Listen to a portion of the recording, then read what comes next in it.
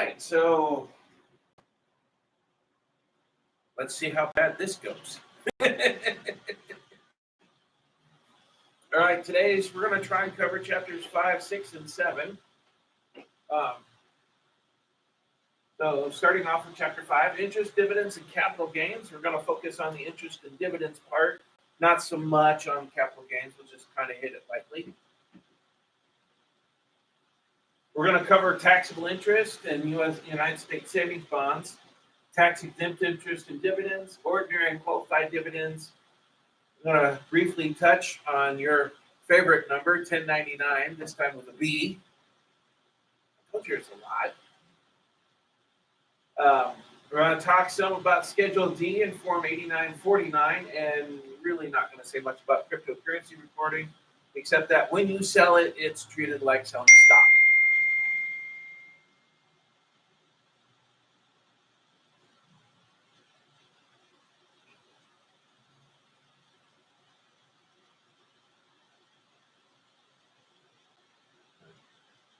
Want to determine the reporting of interest and dividends, know how to distinguish between taxable and tax exempt, identifying and reporting the stock sales and capital gains, and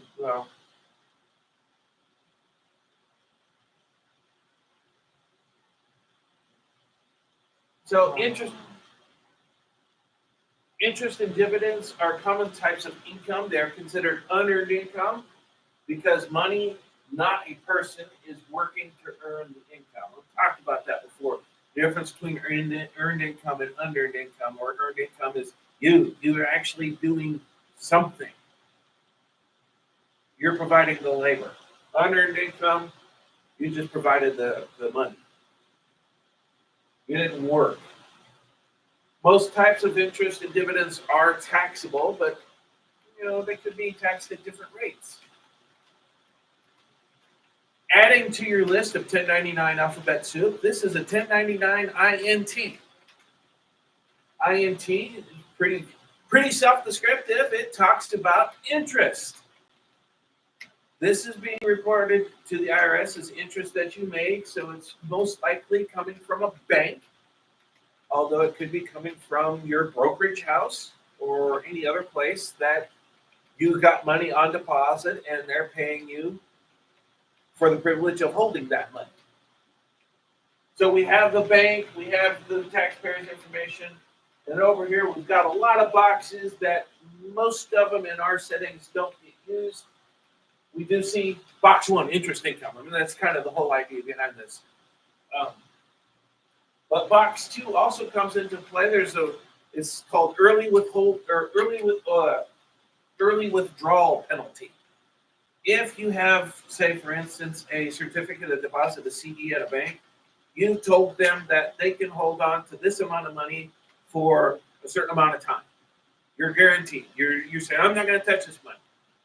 And so if you do take it out early, they charge you a penalty. And then they report it up there. You can actually write it off as an adjustment to income because it's kind of stupid. It's kind of, we paid you the interest, but then we took it away, and it's redundant. And so you report income that you didn't receive, and then you write it off because you actually never received it. Why not just not report it? Box 3 also gets used occasionally. This is if you sell some savings bonds. Then this is reporting the sale of those savings bonds. The rest of those boxes very rarely get used, especially in our setting. Interest from bank accounts. Actually, if I loan money to somebody else and they pay me a little extra when they pay me back, that's interest. I should actually report that as income. I owe you $25. You pay me back $27. I should report $2 of interest income. Most interest income is taxable. Therefore, any interest that the taxpayer receives is credited to their account, can be withdrawn, is taxable income. It's not relevant the fact that I never actually withdrew it from the account. The fact is that it's taxable because it was available for me to spend. Not that I didn't spend it. So they have an example up here. Sarah's got $49 of interest on money from her bank savings account. She must report the interest is $49 of income, even though she did not withdraw it from the bank. If her interest was in the amount of $1,501, she would have to report the $1,501 on Part 1 of Schedule B and Form 1040 Line 2B. Since Schedule B is required, she must complete Parts 1 and 3. Well, and 2 if she has it, but this is kind of the introductory. This is our first hit on Schedule B. The thing to remember about Schedule B is I don't need to do it unless I break the magic number that they're telling you. Over $1,500. Anything less than $1,500, I could report it directly on the interest income line on my 1040. Anything over $1,500, I have to use Schedule B, which then feeds the interest line on 1040. This is helping the IRS keep track. Okay, and so this example is being really simple. In fact, that there's only one bank that's gone over the limit. Now, if I have multiple banks, none of them went over the limit, but collectively they did. Then this form actually makes more sense, and I would have to use it because I went over the $1,500.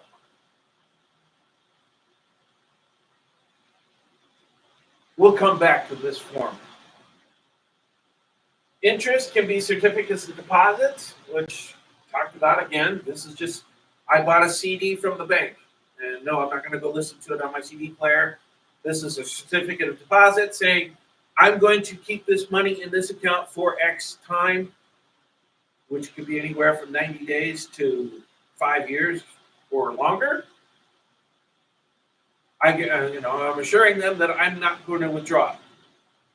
And they're going to pay me a little bit more interest for that commitment. Interest on CDs is typically higher than what's on a bank account. Interest can also come from U.S. obligations such as treasury bonds, notes, bills, savings bonds, installment sale payments, life insurance proceeds remaining with the insurance company, tax refunds. Yes, if the IRS sends you your payment late because they may have audited you and then decided that, oh, no, our bad, you should have got this money to begin with, they actually pay you interest for being late. I mean, so they're fair about it. But since they paid you the interest, you better make sure you report the interest because they know. And they probably have you probably have a letter anyway. When they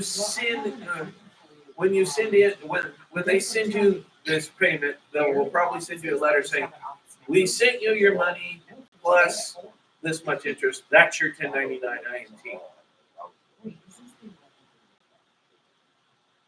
Gifts for open-ended accounts. Not so much of a big thing right now, but remember back in the day, well, you may not. Open an account with this bank, and we'll give you a free football phone, a free toaster, a free what. That actually is interest. You have to report the fair market value of that gift as income. I don't hear about that stuff anymore. The last time I heard anything that fell under this category was, gosh, I think it was 10 years ago. Free checks for opening up a checking account. Well, every time that you got checks, you should report it that you got an interest payment. The value of the checks.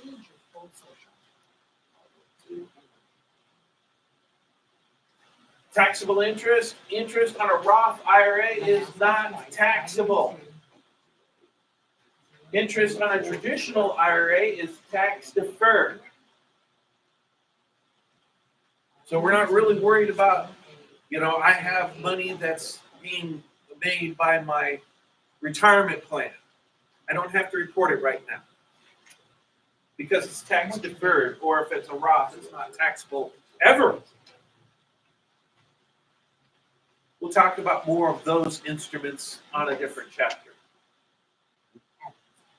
Interest on savings bonds is reported on a 1099 INT because basically you can only sell them now through the bank or through a financial institution. It could be Merrill Lynch, just depends. You'll get a 1099 INT reporting how much interest you got paid for selling your bonds. There are 3 different types of bonds that are out in effect. Not really that important. HH bonds are old. They stopped making those in 2004, but people still hold them. Double E's and I's. Also, when you cash them in, they are interest. And you get a 1099 INT for those.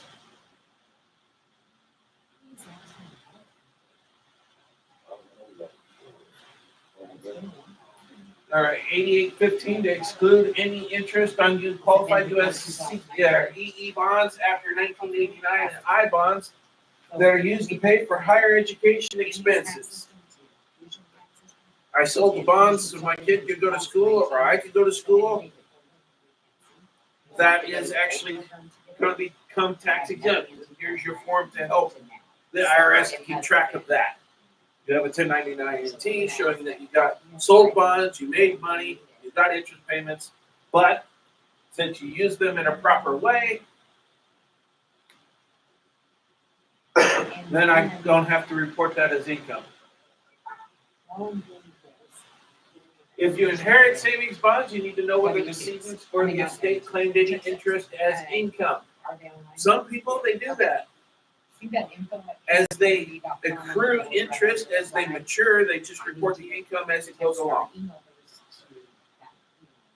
Actually, that's the way you're kind of supposed to do it. You need to know if that was what was going on. And then since you probably have better handwriting,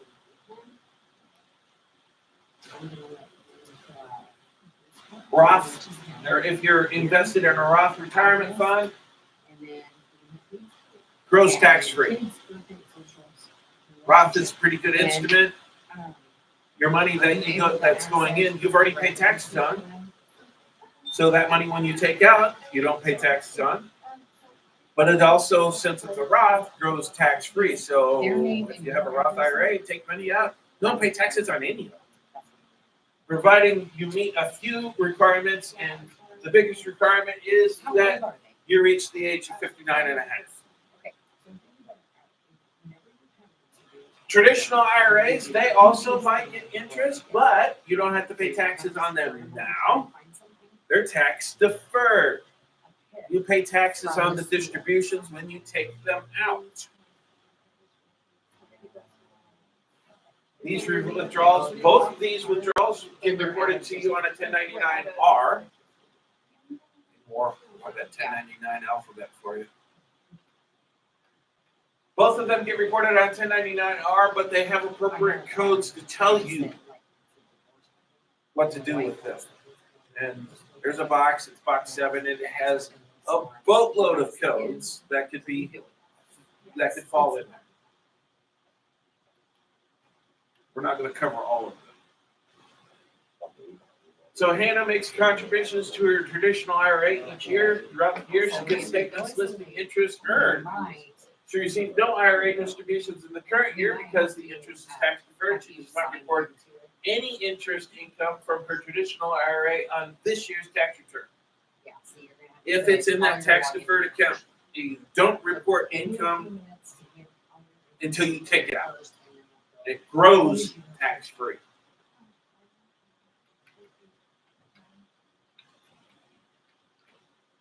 Technically, if you buy a certificate of deposit and the maturity level is more than 1 year, you need to break out the interest that it's earning between the 2 years. Yeah.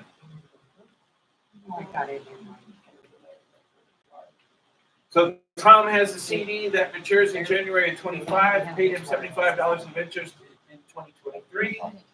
Tom reports the $75 as interest income on his 23 tax return.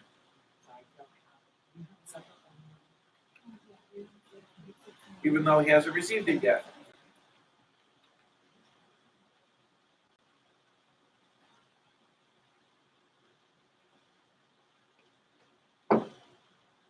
If the taxpayer withdraws money from a CD or other savings account before the maturity date, they may forfeit some of the interest paid. That's what the early withdrawal penalty is. Shows up on 1099 INT box 2. Report the penalty on Schedule 1, line 18.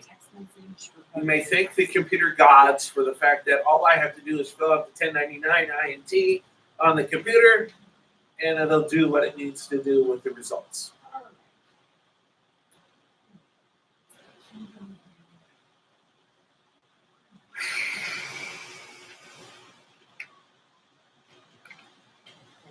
Life insurance proceeds paid to the taxpayer as a beneficiary of the insured person are usually not taxable unless the benefits are more than the taxable or more than the amount payable to them at the time of the insurance person's death.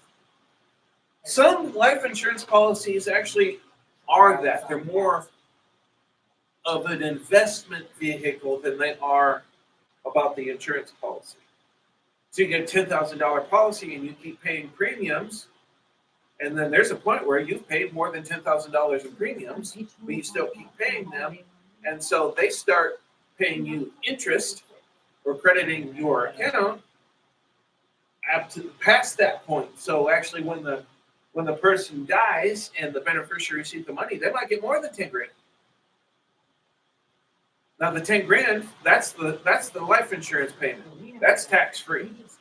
Anything above that, interest, gets reported as interest. Whatever it grew. Fair market value for gift or service received for opening an account in a savings institution is interest. Reported in the year that is received. Interest or dividends may also be reported on a substitute 1099 INT or a 1099 DIV. They don't look like what you see. They just, here's a letter, standard 8 standard piece of paper. And one part says it's a 1099 INT, one part says it's a 1099 DIV. All the line numbers on there match the box numbers. So they just got it combined. Saves paper. I almost actually prefer them. So this is what the start of a substitute 1099. In fact, if you see from a brokerage house, and it could be a nightmare sometimes because a substitute 1099 might take up multiple pages because you have a 1099 INT, you have a 1099 DIV, you have a 1099B, you have a 1099 OID, a 1099 miscellaneous. All of that could be there on this substitute 1099. But this is what you'll see a lot of the time. This is most of the reason why you're seeing is, okay, here's a 1099 DIV up here at the top, and here's a 1099 INT down here at the bottom. And you can see we have our headers to help us keep track. And like you said, these line numbers match the box numbers. So it might look a little scary, but actually, like I said, I actually kind of prefer it a little bit because it's cleaner. I don't have extra lines all over the place. I can see my numbers faster.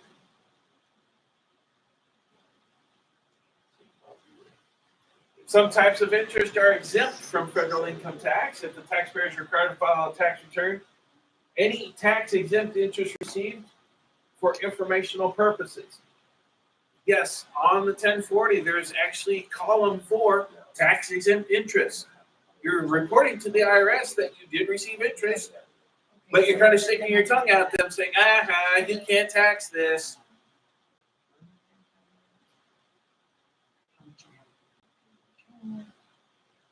Bonds issued by the following entities generally pay tax-exempt interest.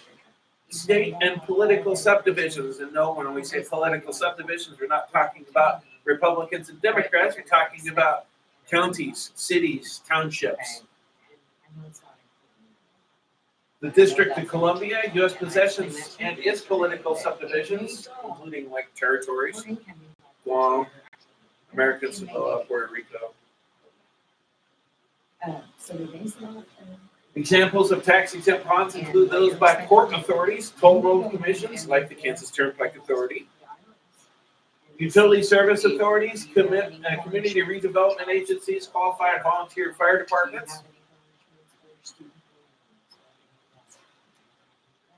And while tax exempt income is not taxable at the federal side, it may be taxable on your state return. States are a little provincial about that. They're not so keen on the fact that I invested in the Oklahoma Toll Road Association. And so when they pay me, Kansas is going to want taxes. Oklahoma will probably, yeah, you're okay, invested in us, thank you.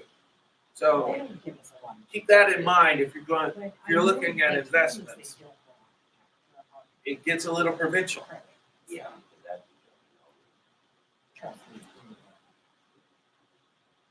Dividends or distributions of money, stock, or other property paid to you by a corporation as a shareholder of the corporation. Ordinary dividends are reported on 1099 DIV Box 1A. It should be reported on 1040 Line 3B. So this is what 1099 DIV looks like. Your head's swimming with all these letters yet. This one, you're a little bit more likely to see more boxes used. There's still a lot of boxes on here that we rarely see in our setting. But definitely 1A, 1B, 2A gets hit. 7 can get hit. So, I mean, there are more options up there. There are more things that we see. The most common types of dividends are ordinary dividends in Box 1A, including qualified dividends, which are in Box 1B. It'll be interesting. Capital gains distributions get reported on line 2A. Non-dividend distributions get reported in Box 3. Other distributions received from a corporation or a mutual fund get reported, might even on a K1. And I don't even want to open that can of worms right now. Sorry, ordinary dividends are the most common types of distribution from a corporation are not capital gains. They are paid out of the earnings and profits of a corporation and are considered ordinary income. They get taxed at ordinary tax rates. Ordinary dividends are reported to the taxpayer in a 1099 DIV in Box 1A. And like we talked about before, under 1099B, if my dividends exceed $1,500, I need to use Schedule B to report the dividends that I received. If the dividends are not received because they are being reinvested, the dividends still must be reported as income. There are some people that have it set up so that when they get paid a dividend, well, I don't want the cash. I want you to use that dividend to buy more shares of this company. You still have, even though you actually never received the cash, you spent it. So you still have to pay tax on it.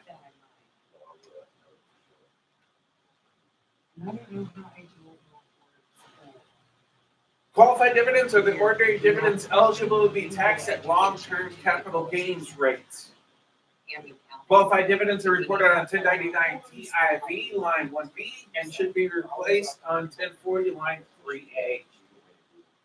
Qualified dividends are not in addition to ordinary dividends reported in Box 1A. They represent a portion of ordinary dividends on which the tax will be limited to maximum capital gains tax rates, which is very interesting. Capital gains is a whole other scenario when it comes to tax. And it's somewhat dependent on your other income, on your regular income. But there's a point where I can make a boatload of money on capital gains and not pay a dime in interest. Or, excuse me, a dime in tax. Capital gains tax rates different, way different.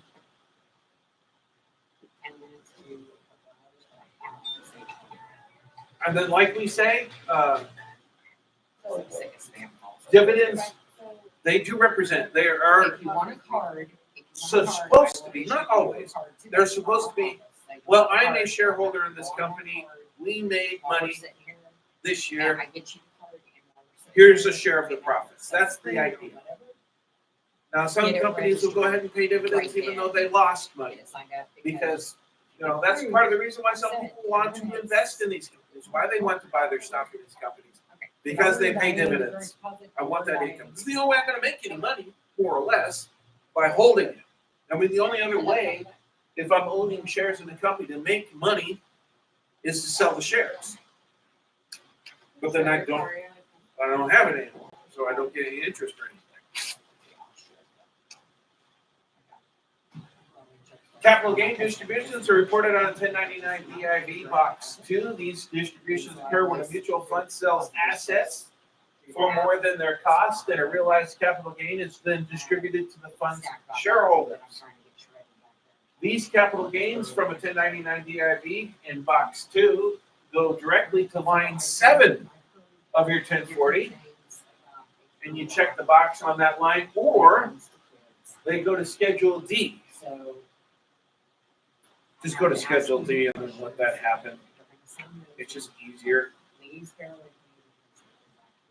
easier for the IRS to keep track of. I mean, you don't have to, but you can. It's not a wrong answer, just to default to it. Like we said, this is the mutual fund. The mutual fund, and their whole idea is we buy shares in different companies based on this, that, and the other thing. Whatever their investment theory is. It could be technology, it could be manufacturing, it could be international, whatever. And so they buy these shares and they sell these shares. Well, if they sell their shares at a profit, they have a capital gain. And the whole idea behind the mutual fund, if you're buying into it, is that, again, you're a shareholder in these mutual funds. So when they sell shares in their companies at a profit, again, you get a kickback from that. You get a share of that profit. That's a capital gain.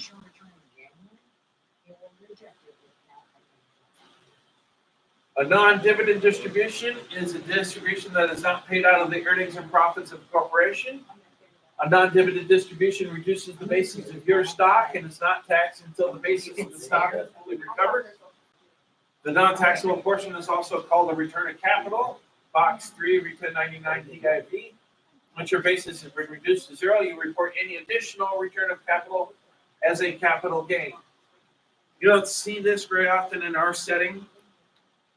But basically what this is that the easiest way to put your head around this one is I invested in a company. I loaned them some money. This is more in a smaller company setting. I gave them a loan. And so a non-dividend distribution basically is them paying me back. I don't have to pay tax on that money because I'm getting a return of money I loaned them. Not at any interest or anything like that. It's just I'm getting my investment back. So I don't have to pay tax on it until I get to this point where, okay, I loaned them $1,000. Now they've paid me $1,100. I have to pay tax on $100 in capital gains, at capital gains tax rates, which I might not owe any taxes on. Again, capital gains is dependent on my other income. It's taxed, a whole other tax setup. General, neither stock splits nor stock dividends are taxable to the shareholder recipient. Stock split is when a corporation divides their existing shares of its stock into multiple new shares. Results in a decrease in the market price of the individual shares without causing a change in the company's total market capitalization. So example, 3-for-1 stock split means that for every share held by a shareholder, he or she now owns 3 shares. Does not affect the total basis, but it does affect the tax basis per share. Stock dividend is paid pro rata in additional shares rather than cash. Let's see what else they have. So they have an example is that Jessica has 1,000 shares of XYZ, purchased for $120,000 in 2010. So that basis is $120 per share. This year, XYZ is announcing a 4-to-1 stock split. As a result, Jessica now owns 4,000 shares. Her basis remains the same at $120,000, but now her per share basis is down to $30 a share. Step kids, no. I don't know, following along with that, does that make any sense? Do I need to go back and? Okay. I wish that they would have just kept it simple at 2 to 1 instead of this 4 to 1. All right, so let's just say I own shares in XYZ company, and they declare a 2-for-1 stock split. So now and I'm in it for, when I bought the shares, they were $10 a share, and I've got 1 share. Just keep it really simple. I got 1 share, I paid $10 for it. All right, they declare a 2-for-1 stock split. So now, instead of just 1 share at $10, I have 2 shares at $5. I still have $10 worth of stock, but now each share is only worth $5. So and it doesn't matter about that until I actually sell them. Okay. Does that make a little bit more sense? Yeah. Why would companies want to do this? Well, companies would want to do this in regards to their stock price is so outrageous. It's so large that nobody can buy it. And so they're having a hard time getting capital from the stock market because nobody can afford to buy their shares. How do we fix that to make our shares more affordable? We declare a stock split. Now my stock price is going to go down whatever. Okay, so at 2-for-1, it's going to go down 50%. There are more stocks out there for more people to buy. It's just now maybe more affordable for them to be able to buy it. I mean, there are companies out there. You think about a stock price of Google or a stock price of Apple or a stock price of Microsoft, maybe not so much as a good example anymore. But, those are hundreds, maybe thousands of dollars. And so how do we get more people to buy more shares? We got to get the price down. Well, I could do that one of 2 ways. I could do a price, or I could do a stock split, or I could just run the company in the ground and nobody wants to invest in it. The shares are worthless. Nobody wants to do that. That's not the point. So we do the stock split. Now, what the other example that they had up there, go back to this one. Stock dividend is a dividend paid proration of additional shares rather than cash. So this is the same thing that we talked about before. Okay, I got a dividend. They paid me cash for investing in their company. Okay, so what they decided to do is, okay, we're not going to pay a cash dividend. We're going to give a dividend, but we're going to give it in stocks. Actually, that's a dividend. I have to report that as income, as dividend income.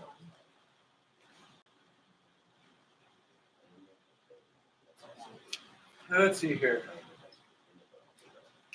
This is the scary K1. I'm not going to talk about K1s. It's outside of the scope of my class at the moment.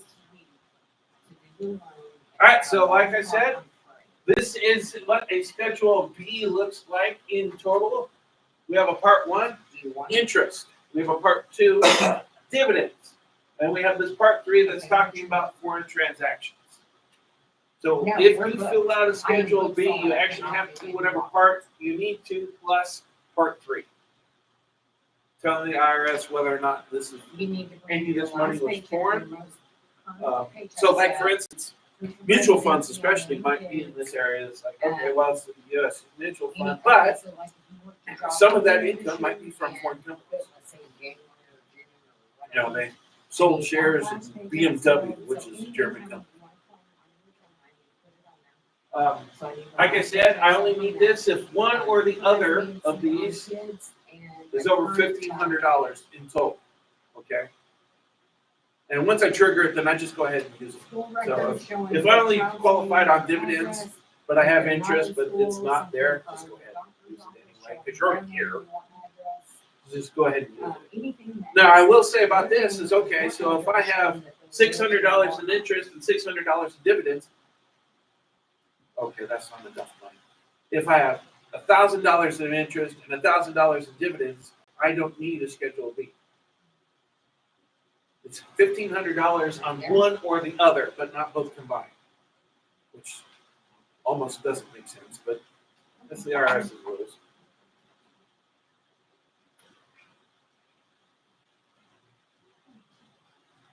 Well, like I said, if foreign trusts, accounts and trusts, you must answer yes to 7A down here in part 3.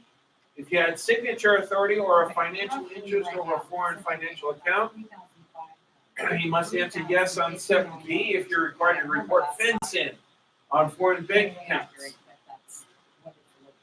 Don't worry about it.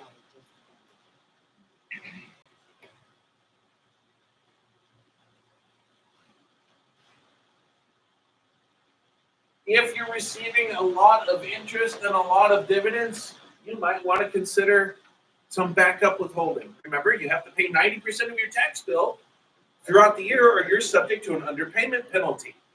Actually, That's not just on your earned income. That also counts to all other forms of income. If I won big at the casino, I might want to consider sending in some money to the IRS for taxes. If I'm getting big interest, big dividends, I might want to consider sending money to the IRS.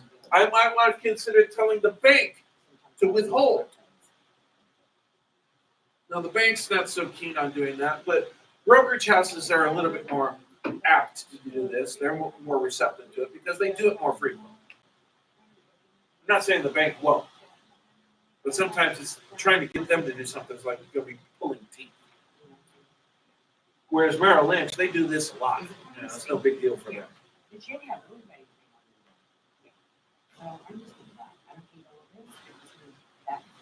This is what a Schedule D looks like, and it refers also to the Form 8949. 8949 feeds Schedule D. So you fill out an 8949, those results go to Schedule D. Basically, an 8949 is my reporting, and this is actually covered in a future chapter that don't think we really cover as much in this scope of this class, but just to get you a little taste of it, I have stock, and I decide that I'm going to sell it. Whether or not I make a gain or a loss on the sale of this, it's not relevant to the idea. I sell my stock in XYZ company. I use an 8949 to report. I'm telling the IRS when I bought it, how much I bought it for, when I sold it, how much I sold it for, and the gain or loss on the sale. And I might have multiple of those. And that's why we have the 8949, because we're only going to have one Schedule D. All these 8949s go to one Schedule D. It's broken down into two different sections, as you can see. Part 1, short term. Part 2, long term. I have my stock. I sold it. How long did I hold it is the big question. The holding period is what's called a holding period. That's important. I have to hold it over 365 days for it to be considered long term. Anything less than 365 days is short term. Spoiler alert. The first day I hold the shares don't count as day one.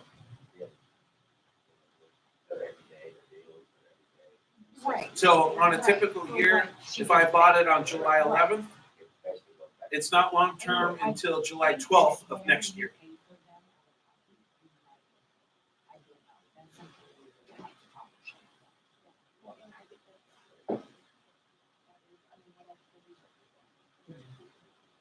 Investment assets, these include stocks, bonds, and other publicly traded assets. And by the way, Schedule B is not limited to just stocks and bonds. I could use Schedule D to report the sale of my house. Any capital asset that I sell.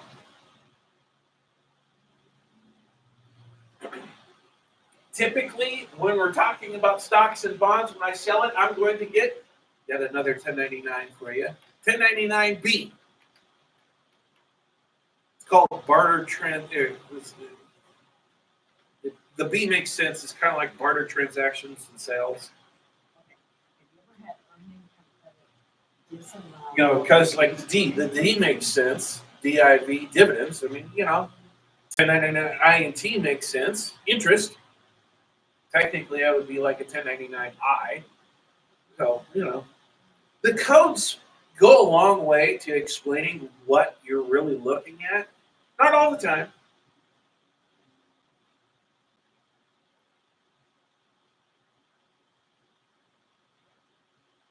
Okay, I basically kind of talked about this. Okay, so like for instance, I sold my house. If I sell my house for a gain, I have to report the gain of the sale. If I sell my house at a loss, I don't get to write it off because it's a personal use asset. I mean, there's another personal use asset that's a capital object out there. You got here in it. You drove it. It's your car. It's a capital asset. Technically, this is a capital asset. So is the chair.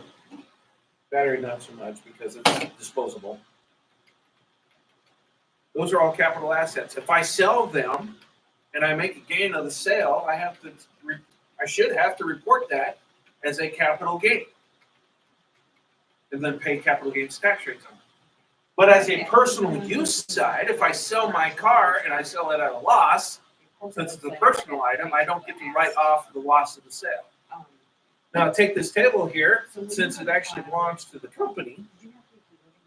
Technically, if he sold it and sold it at a loss, he gets to write off the loss because it's not personal use.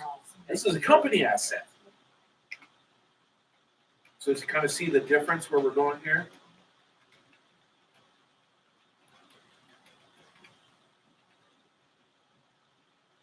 Uh,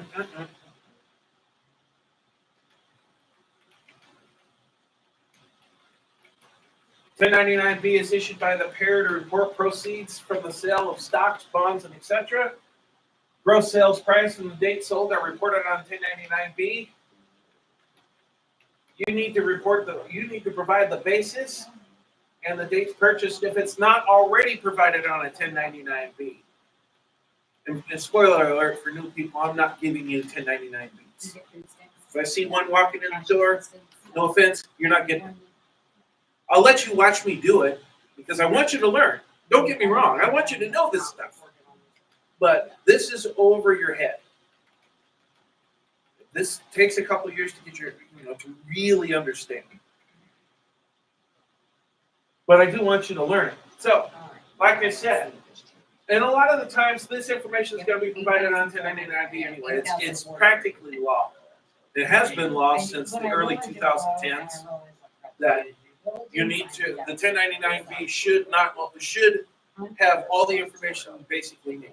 The date you bought it, what you bought it for, the date you sold it, what you sold it for. But if you held it for a long time, and especially if you're not at the same brokerage house, that information may have gotten lost. And so hopefully you have records saying, okay, I bought this back in 1968. And I paid $10 a share for it. Let's hope you have that information. I can tell you a big long story about 1968 and some shares of AT&T, but I'm not going to do that. You know the story. I told it, but that was more for the other chapter too. But if it's not here, if that information of when we bought it and what we bought it for isn't on it, don't just leave it blank.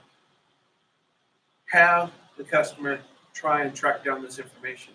Because if you do not do this, if you just report what they sold it for, it gets reported as a 100% capital gain. They pay tax on all of it.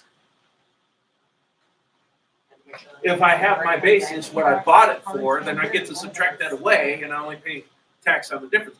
Big story on this one, and I will go ahead and talk about this one. I had a client that came in, and I was doing her tax return, but she was a new client to me, so I was looking at her last year's tax return. Also, I was just taking a look at it to see what was going on, and I saw this big, huge capital transaction. And so I looked into it. Well, I found out that the 1099-B didn't have this information. She didn't have the basis. And the tax preparer at a pawn shop. Didn't tell her to go looking for it. And so they just go ahead and they put down the information the way it was. Well, I mean, yeah, okay. 100% profit. She owed the IRS over $10,000. I said, can you get this information? Yeah, I could track that information down. She tracked it down. Not only did she not make it, she didn't make any money on this capital transaction. She lost money. She paid more to buy it than what she sold it for. So instead of having this big, huge capital gain that she owed $10,000 on, she actually had a capital loss. She didn't owe anything. And she'd already been making payments. I'll tell you, I filed an amended return real quick. Customer for life.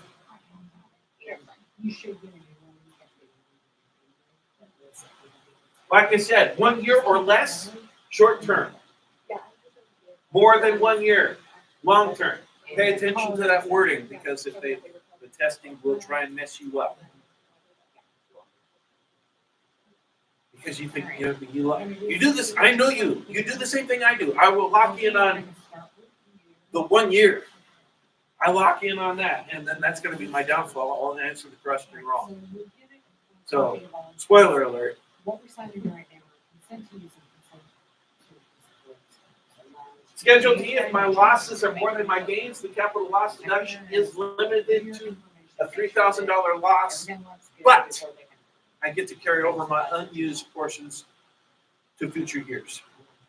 So if I lost $6,000, I can write off $3,000 this year, and I can write off another $3,000 next year. Or if I lost $9,000, I can write off $3 this year, $3 next year, $3 the year after that, until I use it all up. This is what an 8949 looks like. It says short term. I will tell you that there is no physical, real difference It's gonna be a minute. in I'm running a little appearance behind. between short If term you and wanna long have term. a They seat look the over here same. at this desk, I will be with you shortly. The difference is these boxes up here, Okay. A, B, and C. And then on the long term one, the difference is these boxes will be D, E, and F. Boxes A and D say the same thing.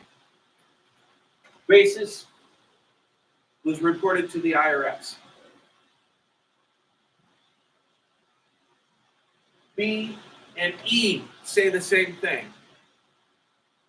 Basis was known, but it was not reported to the IRS.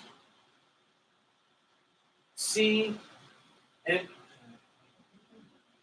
C and F say the same thing.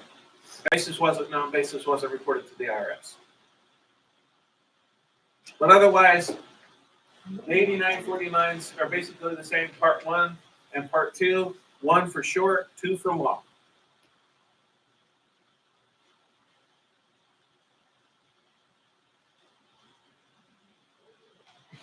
We talked about the substitute 1099, so here we are again. We're talking about it a little bit more. You will get a 1099. This is mostly for brokerage houses where they're doing all sorts of things. They have, you're holding cash accounts there that they're paying interest on.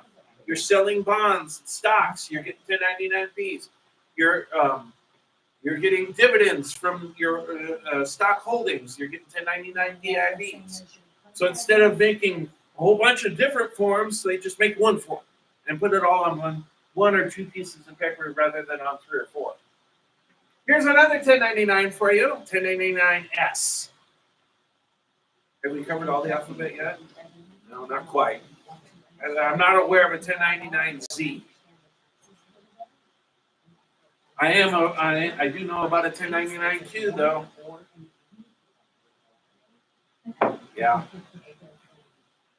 1099S is to report the sale of exchanges of real estate. If you sell your house, you can perhaps receive a 1099S. This is all this is telling the IRS you sold your house. Now there are some benefits about this. that I can exclude the gain of sale of my house up to $250,000 or $500,000 from married filing jointly, as long as I don't sell more than one house in a 5-year period, and it has to be my primary residence or our primary residence. So when somebody comes in and tells me that they just sold their house, my first question is that when did you sell the previous house? And if it's over 5 years, yeah, nobody's coming. Not too many people are coming in here that are selling their houses at more than a $500,000 profit. Remember, it's on the gain of the sale, and I exclude up to $500,000. You realize what you'd have to sell a house for to make $500,000? Yeah, those people aren't coming into this office because you're selling a $2 million house. Is there a $2 million house in this town? Good question. So basically, on a 1099-S, like I said, my first question is when they tell me about this is when's the last time you sold a house? And if it's over 5 years, I know what I'm going to do. I'm going to exclude it. And that's where that 949 comes in again. That's the form you would use.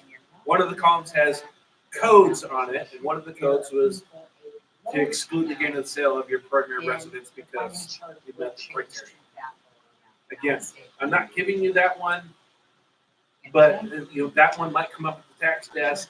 I'll guide you through it real quick. It's actually simple. It's not that complicated. It sounds scary. It's another form that feeds another form that goes to the 1040. It sounds scary. It's not too bad.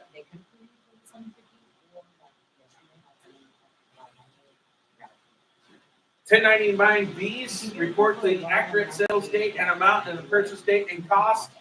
If there are no other adjustments or additional codes present, you're ready to complete the recording of the asset sale. If the 1099B does not provide all the information, track it down. And that's not really my job per se. That's the client's job. I have no way of accessing that information. I don't know when you bought those shares of IBM. You've got to go find it out. You got to find out when you bought it. You got to find out what you bought it for. And by the way, when we're talking about gains and sales on this type of thing, and we're talking about cost, don't forget, not only do we get to include the cost of the shares, but if there was a commission on the transaction, as brokers normally do, that's included in the basis. That increases your basis in it.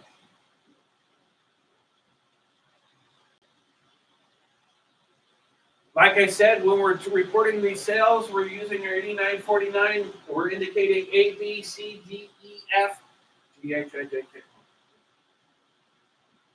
To indicate whether it's a short-term or a long-term transaction, whether or not the basis was reported or not reported or even known. That's what all those boxes break down into. Again, I'm not really worried about the details at this point. This is more advanced, not really designed for a first-year tax preparer. Now, my idea of a first-year tax preparer dies in mid-March, by the way, because you got most of the season under you now. You're ready for a step up. And no, I'm not throwing you to the wolves. It's just like, here, give it a try. And if you're not ready, you're not ready.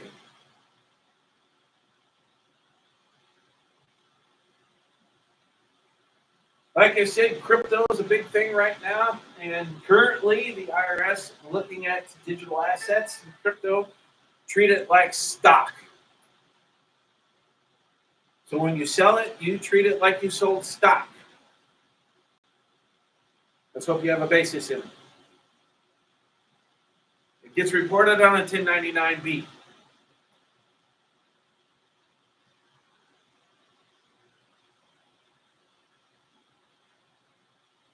This can change.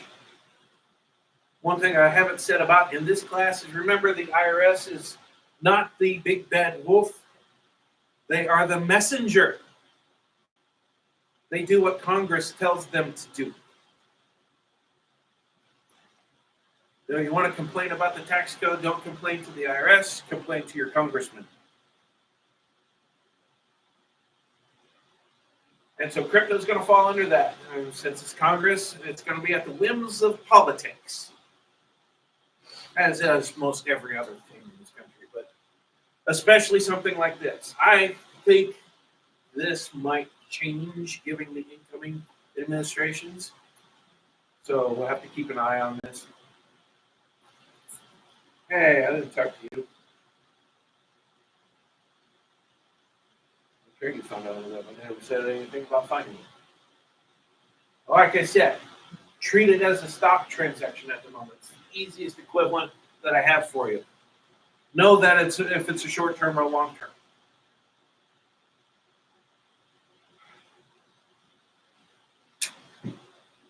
All right, so let's take a quick 5-minute break while we get the other work on getting the next chapter up.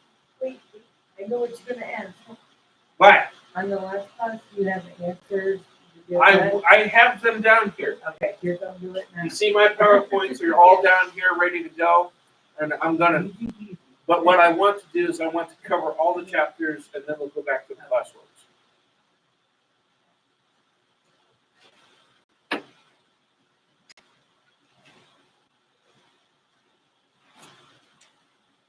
See, it's ready.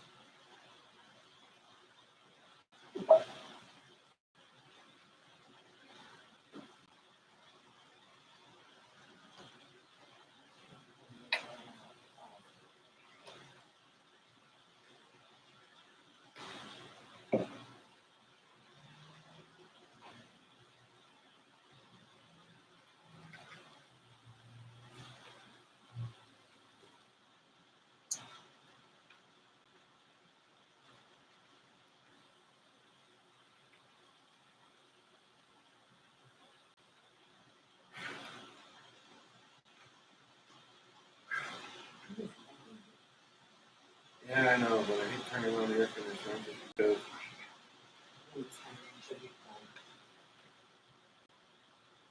kind of a fan a little bit. Especially since it's gonna pull it from the back where it's a little cooler. Yeah.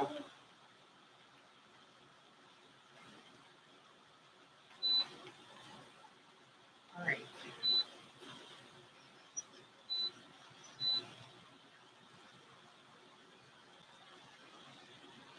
You're going to get You know, I'm sorry. To actually, so I'll do that.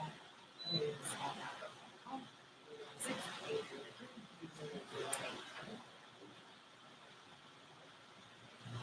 8. Okay. Chapter 6, retirement benefits and IRAs. So in this one, we're going to talk about Social Security benefits. And this is something that I really wish that more people understood. Retirement income, common types of retirement plans, which we've already hit on. Contributions, what those are. Distributions, what those are. I'm not going to talk about the simplified method. I will mention the required minimum distribution. I will briefly touch on the qualified charitable distributions. We'll talk about royalties, rollovers, penalties, and early distributions, which goes together with penalties. We wanted to determine the taxable portion of Social Security benefits. No, it is not all tax-free, depending on other situations. And the Social Security Administration is very tricky about that. Let's get back to that one a little bit. Want to learn about the different types of retirement plans, which is basically very simple out there. You have traditional IRAs, you have Roth IRAs. There's some other aspects out there, but basically that's what you're basically looking at. Want to determine the taxable, non-taxable portion of retirement distributions. I can get bogged down in that, so I'm going to try and keep it light, because remember, this is a rapid class. I'm trying to cover a lot of material quickly. If you want more information, do look. See here, distinguish between different types of IRAs. Learn about rollovers, direct transfers between retirement accounts. That can get tricky. You've got to do it right, or you might be in trouble. Understand the rules, penalties, and exceptions associated with retirement accounts. I mean, that's the whole idea. It's a retirement account. You're not really supposed to dip into it until you retire. And there are certain penalties if you dip into it before you're retired, with a few exceptions. All right, Social Security benefits are paid under Title II of the Social Security Act. They include old age, survivor, and disability insurance benefits. Certain government retirees who receive a pension from work are not covered by Social Security. My father-in-law is a great example of this. He worked a lot of his life for various government agencies, so when he retired on a government pension. He does get a little bit of Social Security payment because he did work out in the private sector a little bit also, but frankly, his Social Security payment is just basically covers his Medicare and just a little bit more than that. That's basically all he has, because he retired on government pension.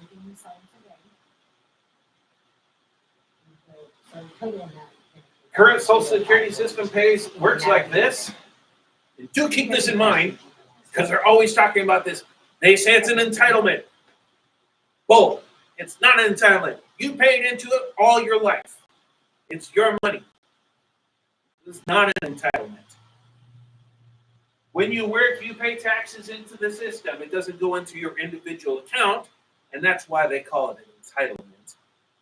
And no, I don't intend to be a big political guy up here. That's not the scope of this. But I am pointing that out. It goes into a big pool that gets drawn out of. It's not, you have your Social Security number, and it goes in under your Social Security number. It doesn't stay there under your Social Security number.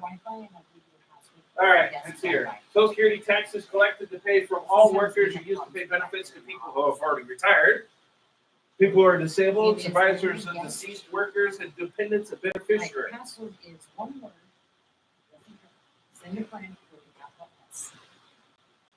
Unlike federal income tax, it's held in a dedicated account under your name and Social Security number. The Social Security taxes that are paid now are not held in a personal account.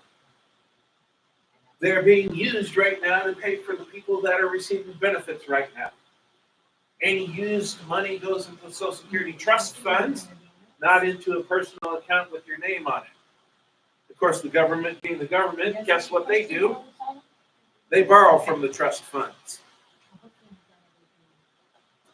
You know, I will mention that I'm not totally ignorant when it comes to this. I do actually have a degree in economics. One of the biggest credit holders of the United States is themselves. We hear about we borrow all this money. Well, one of the biggest people we borrow from is ourselves. Like here.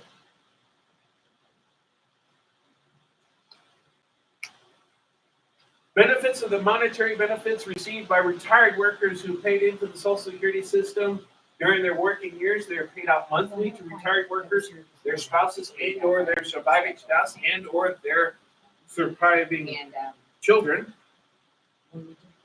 Also paid to those who are permanently and totally disabled according to strict criteria set forth by the Social Security Administration. Do not include supplemental Social Security income. That's never going to be taxable.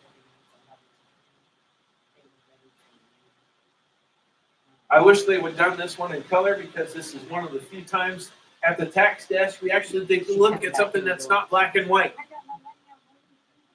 There are some colors on this one. This is especially that shaded box up there. It's in the light pink. I don't mind looking at this form. It actually has another color on it. Depending on the amount of other income and taxpayers' filing status, Social Security payments may be entirely tax-free. That's what most people think. My benefits are not taxable. Well, maybe. Or some portion up to 85% of your benefits may become taxable. Social Security benefits are reported to you and the IRS on a Form 1099 SSA. We have more letters for you. Of course, SSA helps, Social Security, but, we know, again, a lot of the time the letters really do help you figure out what the form actually is about. Here's some more letters for you. 1099 RRB. It says this is, be careful not to confuse the Social Security equivalent benefits with the railroad retirement benefits reported on Form 1099 RRB. If you're a retired railroad worker and part of Tier 1 railroad retirement benefits received and treated as Social Security benefits for tax purposes. They're called Social Security equivalent benefits and reported on an RRB 1099. And to make it even worse, there's such a form out there called an RRB 1099-R. So we'll come back to that one in a little bit. But I just wanted to preview that for you. You're liking all these letters, I can tell. They get treated the same. Really, they really do. As far as taxes are concerned, they follow the same types of rules. But you don't remember, the Social Security plan was established back in the 1930s. Railroad was a big thing back then. They had their own thing. They still do. Now, we don't get very much railroad in here. This is not a big railroad town. We get one or two. Because there is, the K&O is just right up there. They're not far. Their main office isn't far from here. I get one. No, but if we were in Newton, for instance, big thing. I worked 1 year at a tax office in Halstead. I saw a whole bunch of railroad stuff in Halstead. Go away. All right, appreciate it.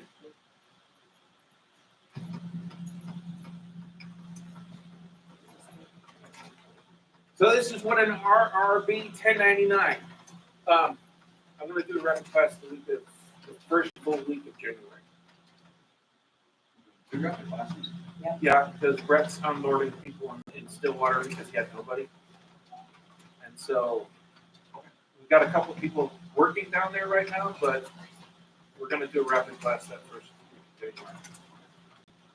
And I already got one person signed up for it here. All right. If anybody else wants it, I will let them know. Well, now that you're getting your holiday people in, you might throw it out there. Okay.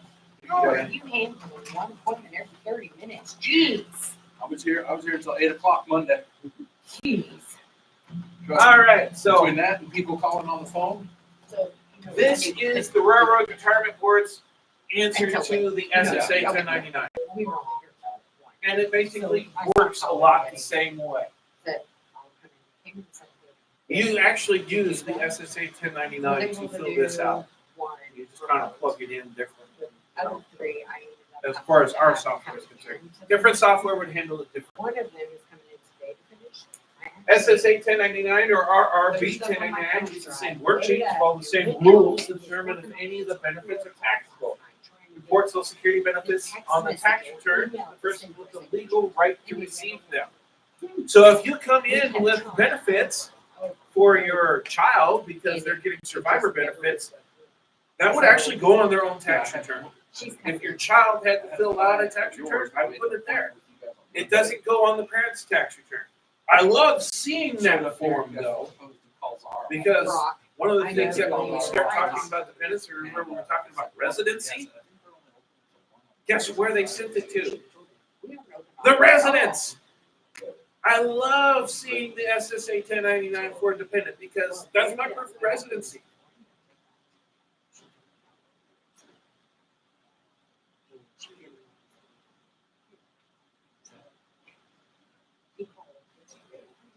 Some benefits of your some percentage of your benefits will be taxable if your total income, including tax-exempt interest, plus 1/2 of your net benefits shown in box 5 of your SSA 1099 exceeds the base amount for your filing status. So filing status has come back into play again. This number of how much money can I earn before my benefits becomes taxable, it comes into play depending on your filing status. And I think If it's you're because married he filing doesn't jointly, call. both spouses receive benefits, use 1/2 of the combined amounts. If you're not both married, then we have to break it down. Generally, your total income plus 1/2 your Social Security or Social Security disability, the amount increases, a greater percentage of your benefits becomes subject to tax. The base amount, if you're married filing separately and live with your spouse at any time during the year, is 0, which will always result in some of your benefits being taxable. Well, it goes immediately to the max. So here we are again at married filing separately being bad. If you live together with your spouse at any time of the year, right off the top of the bat, your benefits became taxable.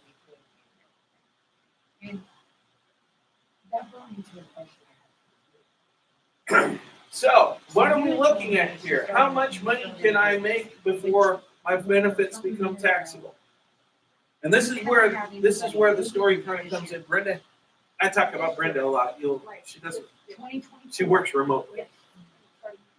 But at the time she was working at the desk over there, she had a client come in and they were retired and they owed a boatload of taxes. And they were freshly retired, so it was new to them. And they said, well, why do I owe so much money in tax? Well, your Social Security benefits became taxable. Oh, I thought my benefits were taxable. Well, they're not up to a certain point. Didn't believe Brenda. Okay. Brenda called the Social Security Administration. The client was on the phone and says, are my benefits taxable? And the Social Security agent said, no, your benefits aren't taxable. Brenda took the phone, identified herself saying, well, he's at the tax desk and he's wondering why his benefits are being taxed because he made, $40,000. Well, he didn't ask that question. They didn't go out of their way saying, okay, your benefits become taxable after a certain amount of other income. They just said, oh, he asked the question, are my benefits taxable? They answered the question. No. By themselves, they're not taxable. When you throw in other things, then they potentially become taxable. What are the other things? Well, if you're married filing jointly, you and your spouse can make up to, remember, that's 1/2 of your benefits included in this number, $32,000. And these numbers change every year, by the way. So Don't get married to the number. Just get, again, understand the concept. There is a number out there where if I go over this, my benefits become taxable. So at this point, $32,000, half of my benefits will become taxable. Single head of household or qualified surviving spouse can make $25,000. Married filing separately, lived apart from your spouse all year, $25,000. Married filing separately, live with your spouse at any time during the year, you can't make any money. It's all taxable. Okay, not all, never all. The max is 80%. Second base amount is $44,000 if married filing jointly, $34,000 for single head of household or provided qualified surviving spouse, or married filing separately and lived apart. And again, zero if you live with your spouse at any time during the year and doing married filing separately. Okay, so go back to this. So your first base amount, this is when your benefits start to become taxable. This is when you're at the max. So 58. You didn't know you were going to get an education while you waited, did you? I am so sorry. I'm running behind. I will be with you shortly. Actually, she's somewhat entertained. I've been watching her. Oh, okay. These are things people need to know anyway. Yeah, especially when you retire. Nobody tells you this. And especially when you're freshly retired. If you didn't retire at the beginning of the year and you worked for part of the year, you're playing with these numbers. I used to work for CCH, Oh, okay. so I was in, tech support for tax software. Yeah. So I was who you called, like if she I had get a it. problem with her software, she would have called the 1-800 number. I would have answered. So you're So, I mean, familiar with it those. wasn't for very long, it was, a seasonal job one time. I loved it. Yeah. But I had other things going on in my life that affected my, keeping the job. I understand. So, but yeah, it was interesting. Yeah. It's definitely interesting. It's a lot of stuff people just don't really know. They don't No. know. They don't know. They don't know to ask, and the Social Security Administration is not going to volunteer it. You have to ask the right question. That's the key. The key is that a lot of, like, especially young adults, not knowing what they could be doing with their money, like IRAs and things like that, where they could be multiplying what they make. They don't know nothing. They don't have nobody to teach them. Yeah. And that's not covered. Right. And then they wonder how the rich people are getting so rich. Well, it's because they knew things that a lot of the younger adults don't know, because they have parents that taught them about different, bank accounts and different accounts that they can, put their money into, grow more money and all these things. So, yeah, it's very interesting. I've thought about doing this before too, just because I did tech support, tax Yeah, software. You already got a leg up. It's like the software pretty much does all the work for you. You just put the information in, Yep. you punch the numbers in And that's the important on thing the to right remember is form, that but knowing the forms Yeah. and that software is going to do all the work for you. yeah, my goal in teaching this is, you're right. Yeah. I could. Right. Okay, I don't want to. You want to know what they're working with, though. They need to know what they're. I want I want somebody to be able to answer the question. So that I can figure out what's personal, what's. So like I said, an old person that's been retired for a longer time, they understand this concept. They know when to stop. They know what's going to happen to them if they go over. They can prepare for it. Sometimes they do. But if you're freshly retired, and especially if you retired late in the year and you've got a lot of income, and then you retire and you start getting benefits, there's no proration. All of a sudden you're there.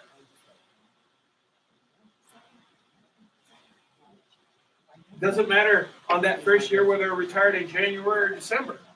Although I wouldn't have a lot of benefits to be taxed, but if you tax in the middle of the year, if you retire in the middle of the year, for instance, like I would, if I ever reach that age, as they keep moving it up. But it's July. It'll be July.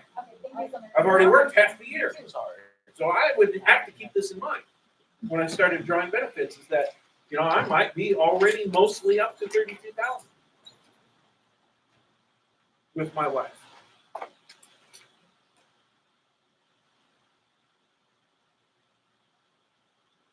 Okay, let's see here. You're welcome to move over here and still watch while I'm finishing. Yeah, no, I think I thought maybe you might want a little bit of a breather in between. there will be no breathers today. I brought lunch and I don't even know if I'm gonna have time to eat that. So box 5 of Walter's SSA 1099 shows that he received Social Security benefits of $22,800. His filing status is single. His other income is reported as follows: Well, tax exempt interest of $997, taxable interest of $1,569, ordinary dividends of $1,500, taxable IRA distributions of $24,119. That's the other way that our retired people can get in trouble, is with their distributions. Because especially, for instance, you know, I've got it set up where I'm only taking a little bit out. I don't mind not trigger this for a long time. And then all of a sudden I took a big distribution because I wanted to buy a car and pay cash.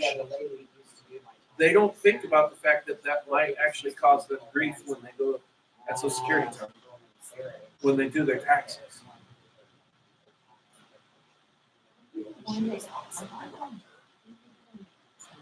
So as the IRS is the IRS, they have a worksheet. Okay. Our friend here, he fills out this worksheet to find out whether or not any of his benefits are taxable. And lo and behold, of the $22,800 he received in taxable benefits, no, that wasn't it. Yeah, that was it. $9,579 of it's going to be taxable. Like I said, it's based on all your other income. So when somebody calls up to me and says, "Well, I'm retired on Social Security. Do I have to file a tax return?" My first question actually is, did you have any other income and how much was it? If you didn't have any other income, no. If you had some other income, you know, well, tell me how much it was, and then tell me what your filing status was. Then I can figure out whether or not you need to file a tax return.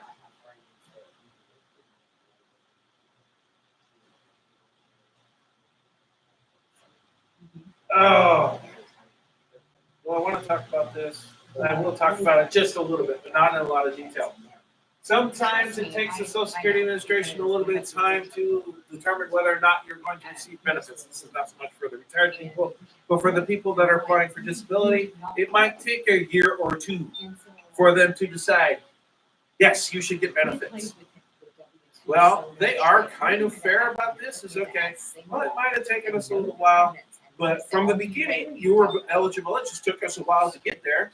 We'll pay you benefits retroactively.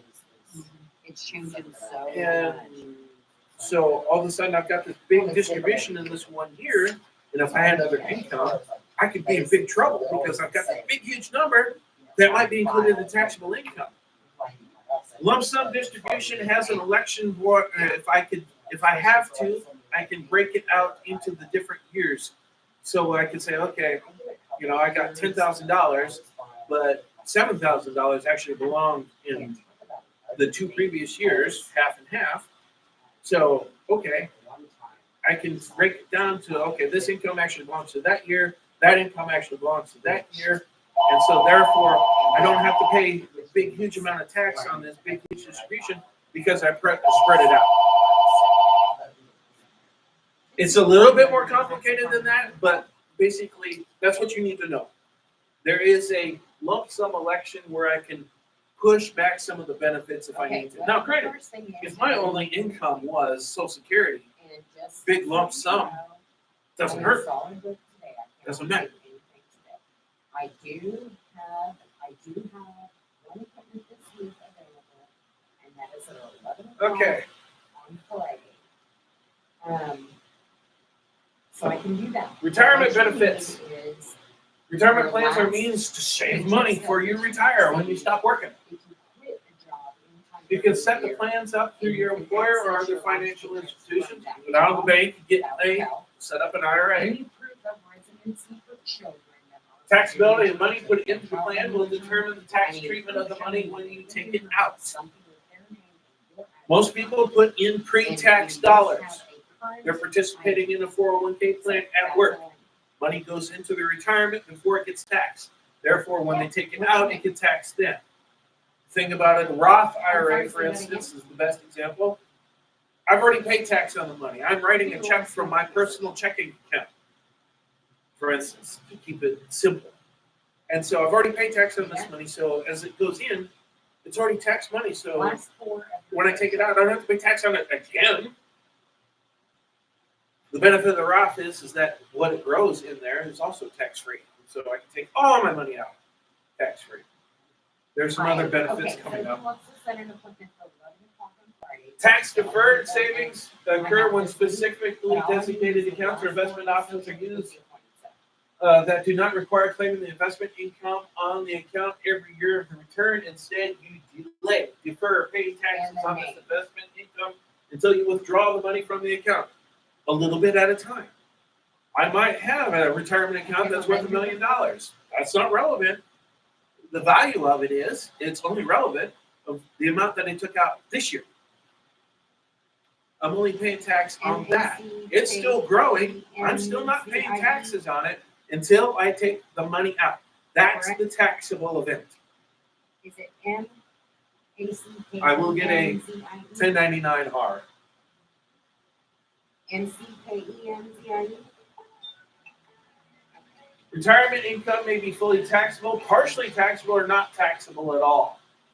And you said the one- Well, I've already talked about the fully taxable. That's most people in their retirement plan at work. That's going to be fully taxable when they take it out. I've also talked about the non-taxable. When I talk about the Roth IRA, I've already paid taxes on it. So when it comes out, I don't have to pay taxes on it. There's a happy medium in there where I need to know how much money I can contribute, money that I've already paid. So I set up a traditional IRA, but I'm doing it through work. Excuse me, I'm doing it through the bank. I'm doing it myself. So I cut a check to the bank to put into my IRA. That's tax-free money. I've already paid taxes on it. So when I take that particular money out, I don't have to pay taxes on it again. But You're welcome. this type of IRA, as it grows, that becomes taxable as I take it out. So the interest is taxable. the interest would be taxable, but my basis, the money I've used to put into the account, that's not taxable. You put $500 in, but it grows an extra 200. You only got to pay tax on 200. Exactly. That's the partially taxable. And it's not something you see a lot of. That's not a common way of doing it. Most people participate in the 401k at work. Oh, yeah. And that's fully taxable when you take it out. Frankly, if you're going to do what I just said on the partially taxable, you might as well get a Roth. Really, you should.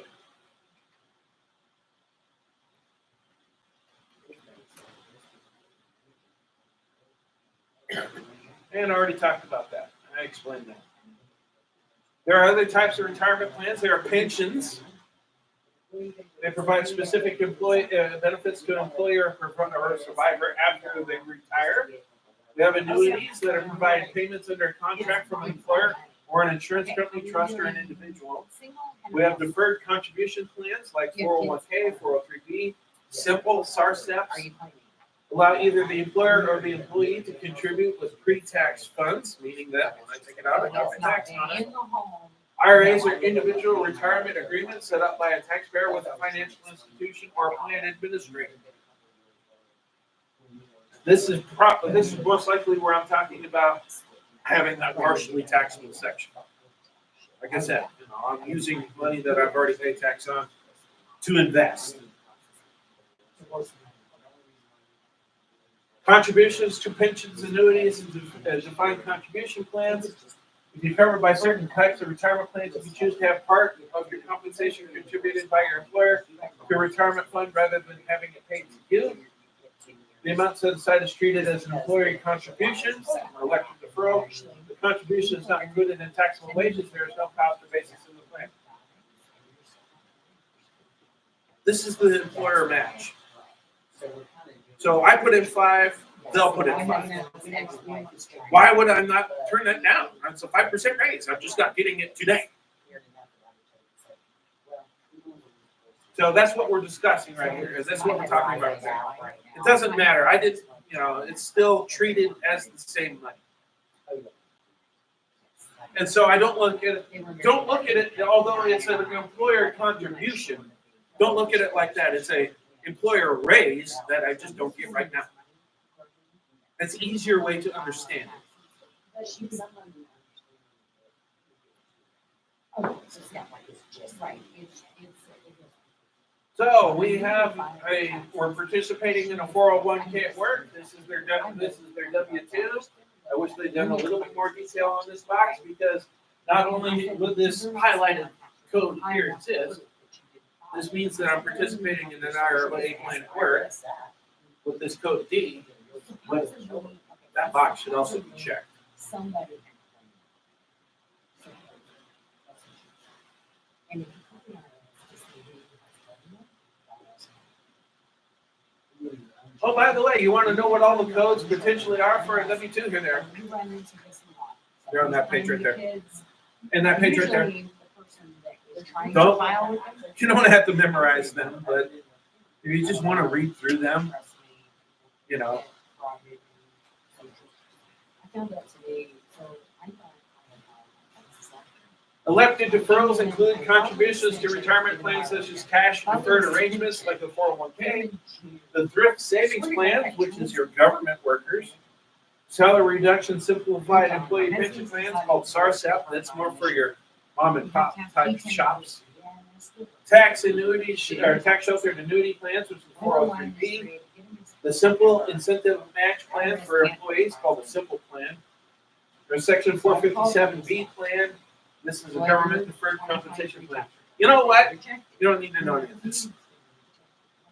When I get that 1099-R, I don't care necessarily about whether it was a 401k or a 403b.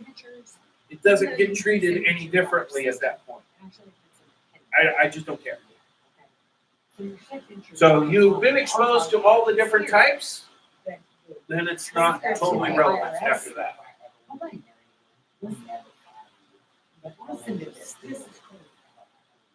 2023 elected deferrals are limited to a total of $22,500 or a catch-up contribution of $7,500 for a total of $29,000 if you're over 50. So I can't hide a lot of money in a deferred account. This is what this is saying. I can only put up $22,500. If I put more money into an IRA, more than the $22,500, I actually have to pay a penalty on it. It's a 6% excise tax for over contributing. We want you to save, but they're too much. Now, if you're over 50, well, you're running out of time, so we'll give you a little bit more. So at over 50 for 2023, the cap was 29. And by the way, if you're very filing jointly, that's for each of you. My wife has her own, well, I'm going to confess, but my wife has her own $29,000 contribution. So I come in and I'm looking at Simple plans do have a different limit. Again, as a tax preparer, it's not relevant to me.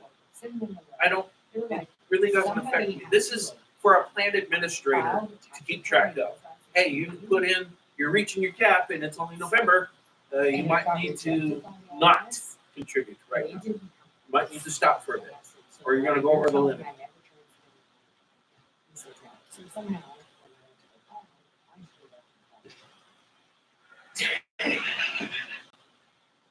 Should not defer more than the lesser of 100% of your taxable compensation or the applicable limit amount. That's funny. How can you do that? But okay, I mean, let's talk about that for a second. I can't put more money into my 401k than I make. I don't know how you do that, but I can. Yes. Well, I get the idea, It just goes to corporate, it doesn't. but I don't know how you would pull that off. A little shady at that point, right? Right. GTH finance. Like I said, you are responsible for monitoring this. This is talking about the client, but really, I say that the plan administrator should be the one that's more on top of it than the client.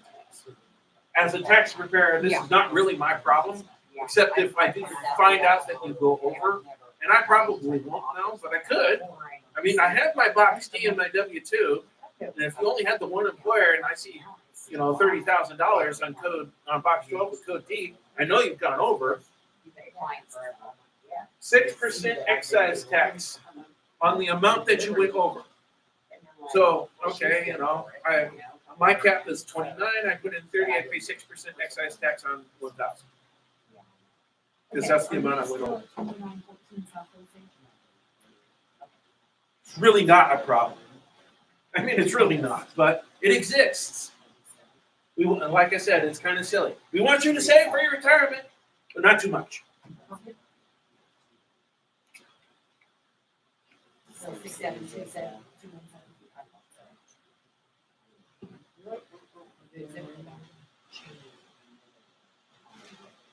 Do I want to talk about that? All right, I'll talk about this one real quick. I'll save me from having to talk about it later if it does come up. Okay, so I'm participating in an IRA. I'm going to the bank and I'm putting in money out of my bank account, writing a check saying, hey, I want to put this into my IRA. And write a check out for $1,500. Remember, I don't have to pay tax on that $1,500 when it comes out necessarily. Now, there is a benefit for me of doing that. There is an adjustment to income that's available up to a certain limit. And it changes from year to year. And again, it changes based on your age. If you're over 50, get a little bit more than if you're under 50. And I have clients that do this particular way of tax filing. They kind of under withhold on their paychecks, but they know what they're doing. So they'll come in here and I will do their taxes, and I'll find out that they owe $500. So the next question you ask me is, okay, how much do I have to contribute to my IRA to make that go away? Or at least, get it down to minimum. So we changed it to that. It makes sense. You can do this. So I run the numbers in the computer real quick. Okay, you need to contribute $1,000 to your IRA, and then I can use that $1,000 as an adjustment to income, and that would get rid of this $500 that you owe. You might owe zero. He didn't care $100 either way. He was just shooting for zero. So we're still. $100 either side, he's fine. Let's just get as close as you can. An adjustment to income. So I'm driving his taxable income down a little bit just by him putting in money to his IRA. So instead of paying the government $500 that he'll never see again, he put $1,000 into his IRA. Okay, but the problem is, this is something. So you basically saved yourself $100. It's something. Who would you rather pay, the government or yourself? And you can do that up until April 15th of the next tax year, or until you file your tax. And that's his tax plan. I know I'm going to under withhold. I know that I'm going to owe at the end of the year. I know how to make some of that go away, if not all of it. That's all I need. And it's a tool that's available. Okay. I have 2 or 3 clients that actually do this. Yeah.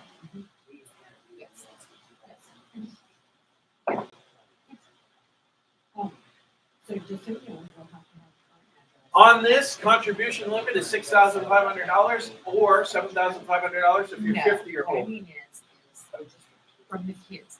These numbers can change. I So if you get out think there. the new numbers were out on that one, but I don't think I have a current one on that one. Because it cuts off the address. All right, and of course, I can't contribute more than I earn, and what counts as earning for this? Wages, salaries, commissions, self-employment income, net self-employment income, taxable alimony, non-taxable combat pay, taxable non-tuition fellowship, and stipend pay. What doesn't count, earnings and profits from property, so landlords, interest and dividends income, pension and annuity income, deferred compensation, income from certain partnerships, any amounts that you're excluding from income. Well, you're already getting the benefit from that. So I have to have money in this column. And I can't go over what I've made in this column as a contribution. Okay? And also, the other thing that's kind of left unsaid on this, I also can't have a IRA distribution. Otherwise, money's going in, money's coming out. No, that doesn't count.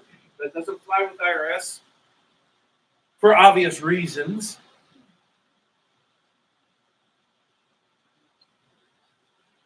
Like I said, if you're married filing jointly, the spouse has her own numbers.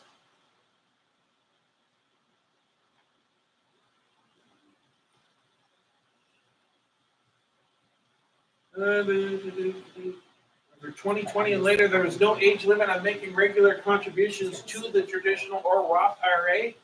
Before that, you couldn't contribute to a traditional IRA if you were 70 and a half, which will make a little bit more sense here in a second. Already talked about that. And of course, it had to be a traditional type IRA. If I'm putting into a Roth, I don't get any benefits. The benefit of the Roth is the Roth itself. So I don't get to write any of that money off as it goes in. And I don't want to, otherwise I'm gonna have to pay tax on it when it comes out. I mean, it makes sense.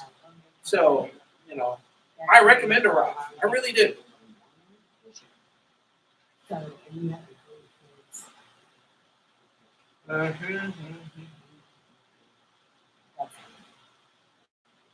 So if you're covered by retirement plan at work, remember that you have a cap at the work, you have your cap, and so there is a combined cap also here. So if I'm putting in so much money at work, it starts driving down the amount of money that I can put in myself to a point where I can't put any in because it'd be over contribution. So do keep that one in mind too. So, and just being covered by a retirement plan at work, even if I don't participate in it, actually triggers the cap.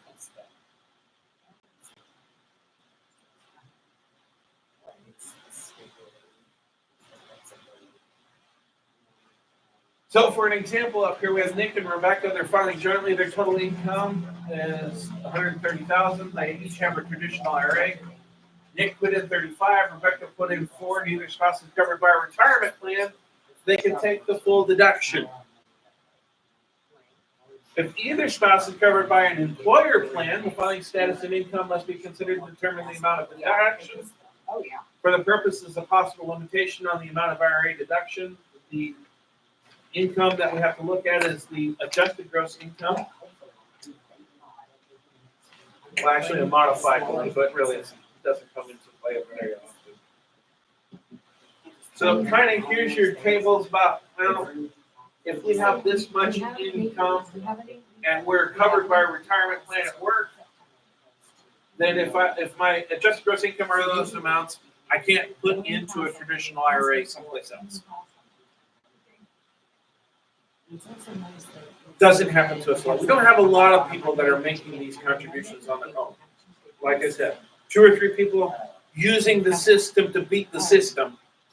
But otherwise, we just don't have Joe Blow doing it.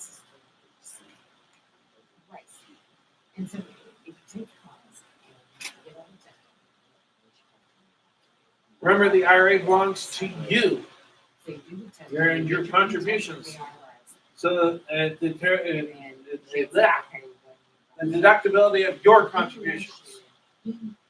Your spouse may not use the same table. They get their own table. So kind of an idea here. I don't want to get bogged down into this too much.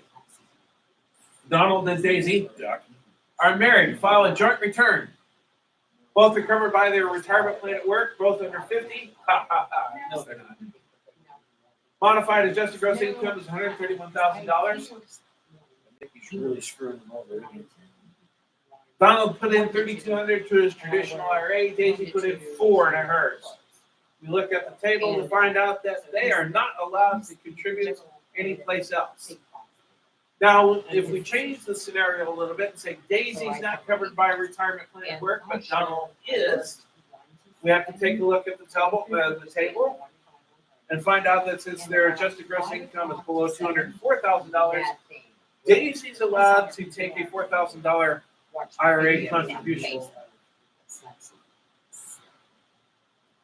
That's the idea that I wanted to get behind the concept. That'll be the last time you see it until you take the test, and then you'll never see it again.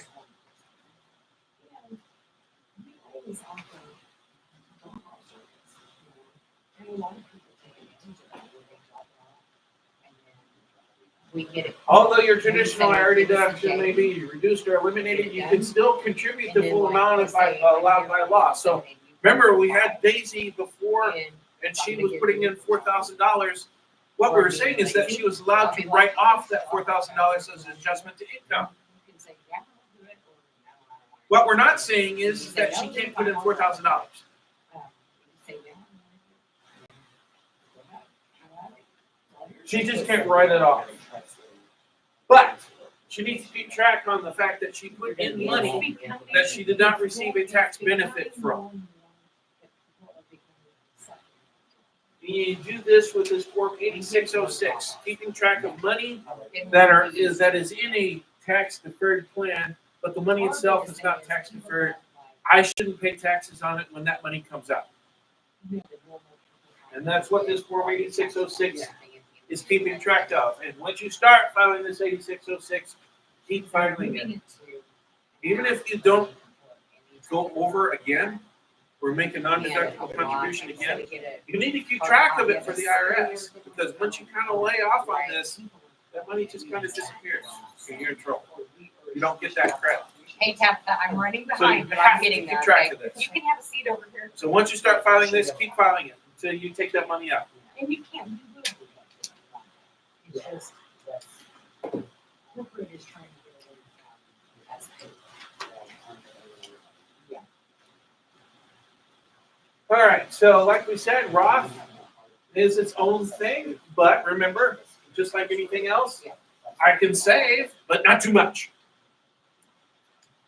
Contributions made only to Roth, the maximum contribution is the lesser of $6,500 or $7,550 older, or your taxable compensation for the year, whichever is smaller.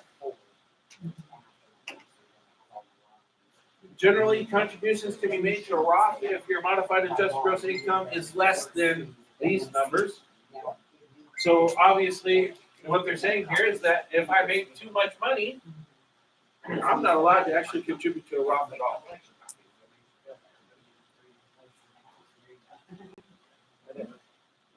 But this is on a year-by-year basis based on your income.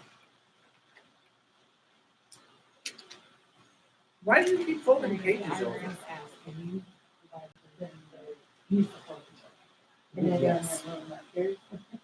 Why did you say that for a highlighter? No, because I can't have it. See this? See how handy this would be?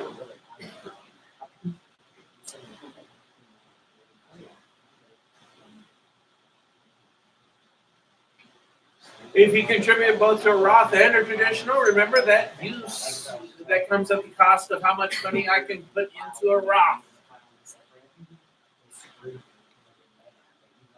And of course, if I put in too much money into this Roth, also I'm subject to the same 6% excise tax for over contributing. Yeah, when you file married on separate. I take money out, I get a 1099-R. Fox 1 tells me how much money I took out, the gross distribution. Box 2A talks about the amount of that distribution that's actually taxable. Although it might be blank, but that doesn't mean that it should be blank. On top of. Depends on the different codes. But see, like for instance, if my money is in a Roth IRA and I take out $5,000, I have $5,000 in box 1. Box 2A will have a 0 in it or be blank because none of it's taxable because it's a Roth. And then down here we'll have a distribution code that identifies that this is a distribution from a Roth. And it shouldn't be taxed.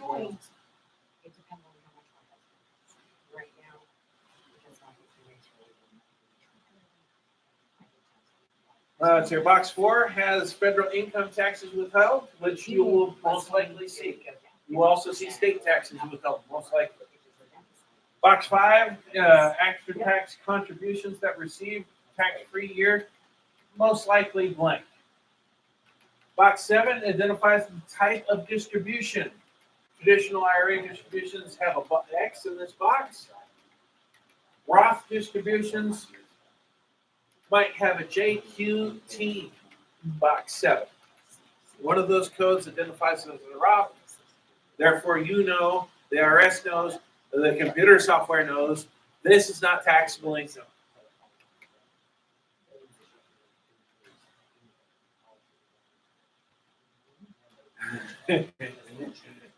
Remember I talked about the railroad retirement? Well, okay. Civil service retirement people and railroad retirement board use their own version of a 1099-R. The Civil Service Administration uses CSA 1099-R. This is what my father-in-law gets. He gets this one, CSA 1099-R. Right. And I also mentioned if they're retired from the Railroad Retirement Board and they're on the pension plan, remember, this is different. You can have both of these. You can have an RRB 1099 and you can have an RRB 1099-R.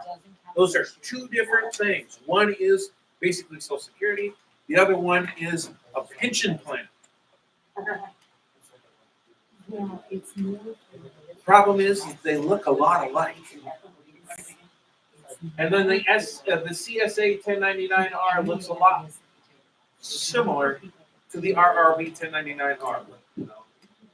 Since those two get behaved and treated the same way, their pensions, it's less of an issue. That's here. Total income of 4A. I gotta handle this for a second. Are you getting food stamps? Are you getting pension statements? That's not the state. Okay, see what I'm following? The child support doesn't count as the father yet.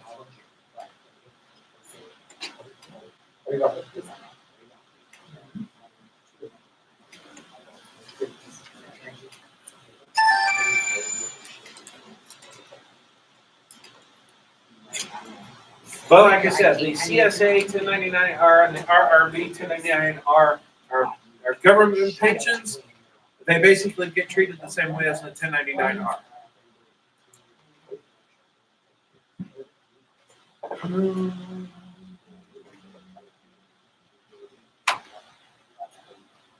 I'm not going to cover this. Okay. So just so you know, the expected refund. I want to talk about this right now. Like, And. I'll talk about it Because later. you're still working the rest of the year. All right, distributions. Right here. Because Roth contributions are non-deductible, you generally do not have a tax liability for taking distributions out, No. providing you do it correctly. There are certain rules that you have to apply when taking your distribution. Let's hear it. First and foremost, I can't take money out in a Roth for 5 years. If I take it out early, then it's an early distribution. I have to pay an extra 10% tax. There are some other rules that must be met. I have to reach the age of 59 and a half, or it's an early distribution. Or I have taken the money out because I'm disabled. Age is irrelevant at that point.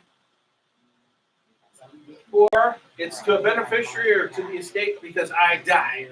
Well, that's not their problem that they're taking it out. So there's no penalty on that either. Or I can take up to $10,000 and buy my first house. There's no early distribution penalty for that one either. Some of these rules are consistent. We will see a lot of these rules again.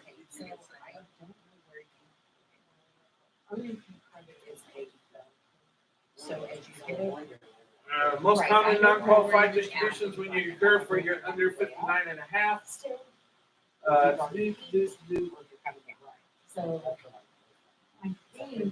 Like I said, 10% extra tax. It's just that simple. Now there is a required minimum distribution that comes into effect. For distributions required to be made after December 31st, RMDs are required when the taxpayer reaches the age of 72. This is not for Roth. Roth has no age limit on it whatsoever. If I'm in a traditional IRA, if I'm in one of those tax deferred IRAs, then I am subject to this RMD, required minimum distribution. And it's up to the plan administrator to tell the people, okay, you have to take this much money out of your retirement plan this year. Do it all at once, or you can spread it out throughout the year. Doesn't matter, as long as you take this much out before December 31st. If you do not do that, you will pay 50% excise tax on the amount that you didn't take out. Now, like I said, it's up to the plan administrator to actually come up with that amount, tell them, give them a letter saying, okay, here, you take $1,000 out. And if you don't, you're gonna pay $500 in taxes. So then the fact that you didn't take out $1,000.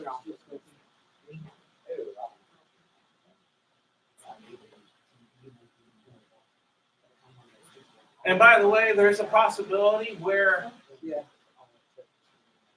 I might have multiple retirement plans and I've reached the age. And so plan A says I need to take out $1,000. Plan B says I need to take out $500. It's up to me to meet that $1,500. I can take it out 1,000 here, 5 there, all of it here, all of it there, or any combination thereof. I just need to get the 1,500. I don't care how we get there.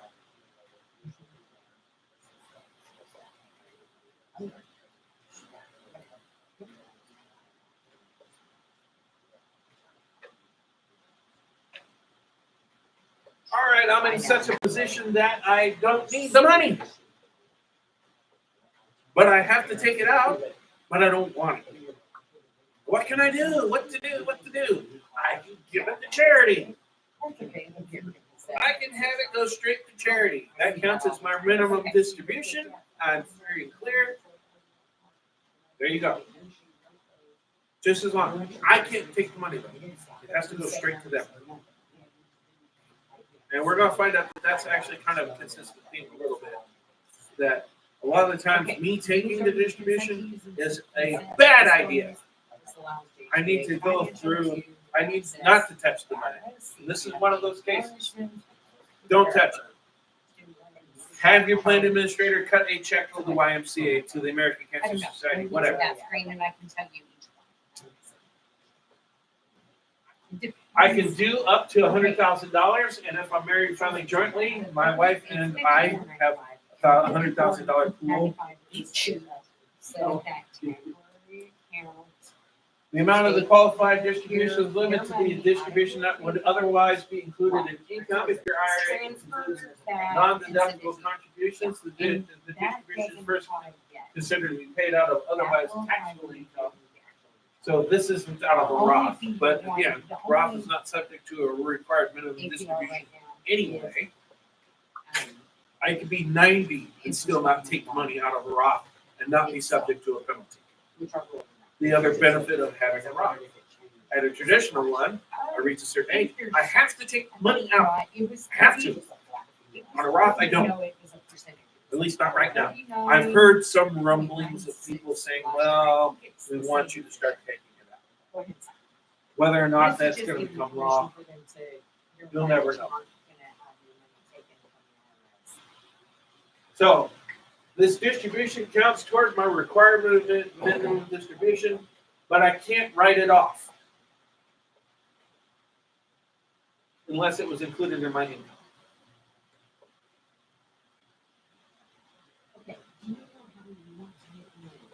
Oh, rollovers.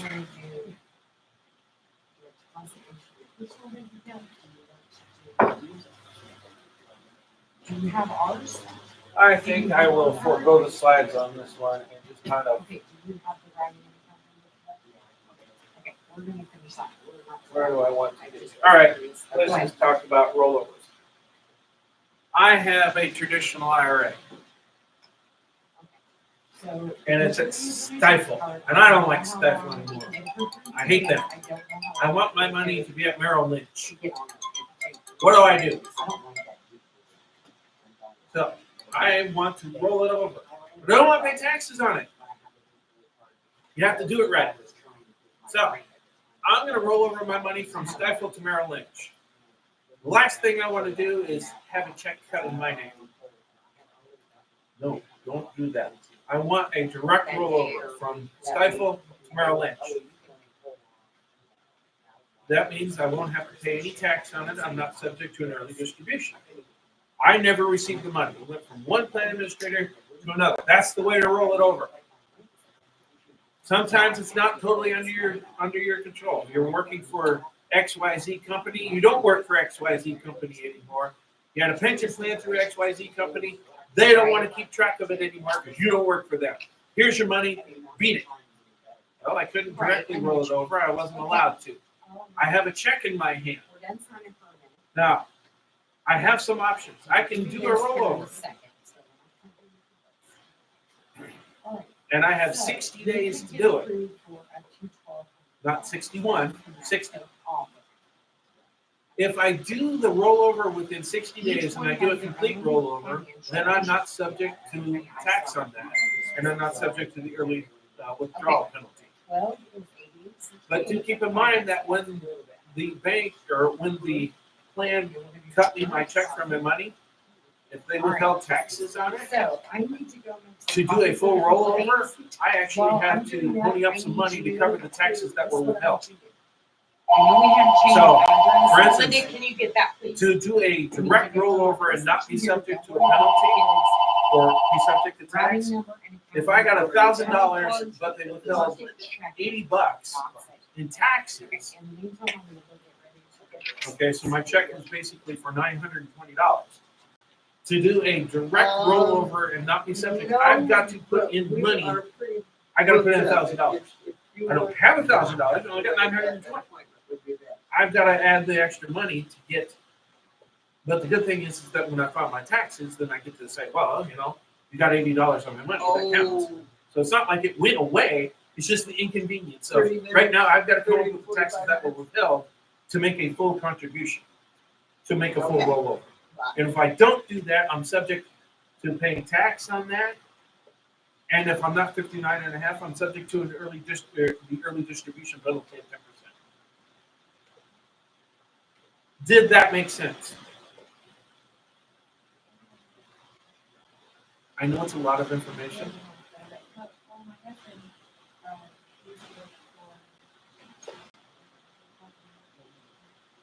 Recess.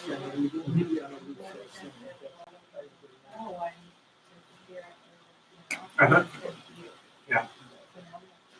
Uh-huh. Uh-huh. He's a teacher.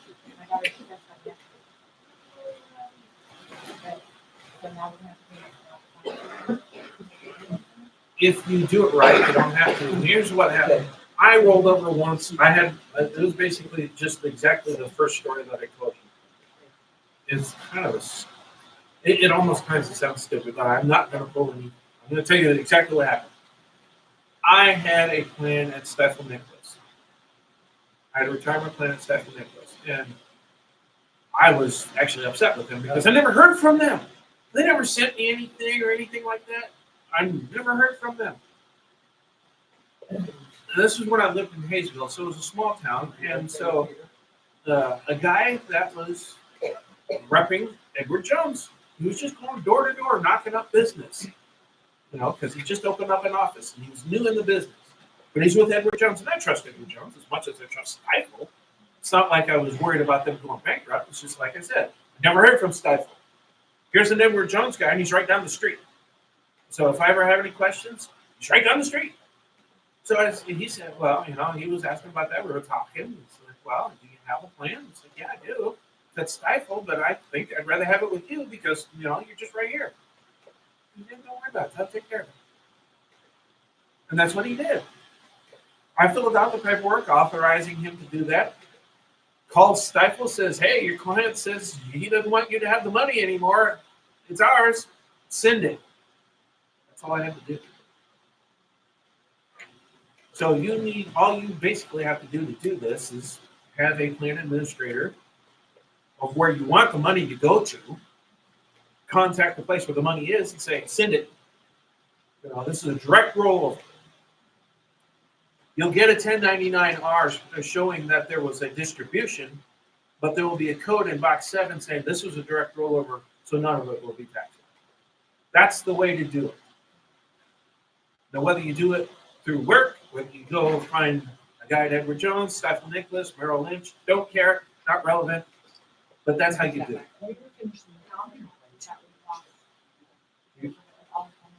You're out. Yeah, that's just too bad. But otherwise, so that's what I would do.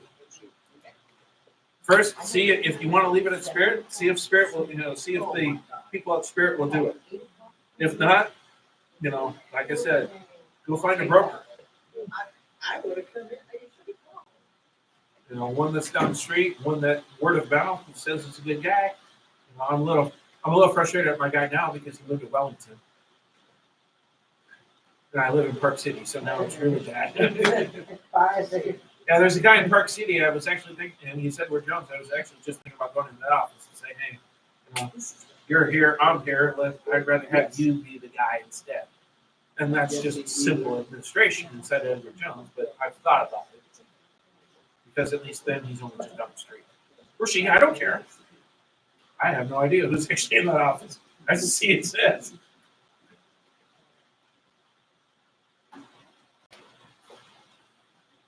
I can only do one indirect rollover per 12-month period. That indirect one where I actually had to take the money and I actually had to put it in someplace else. That's an indirect rollover. Like I said, the direct one is from one plan to the other. I never got any money. Indirect is that plan A sent me a check and I'm putting in plan B. That's an indirect rollover. But like I said, the only problem is with that one is that I have to make up any taxes that were withheld to get a full contribution, the full credit for the indirect rollover.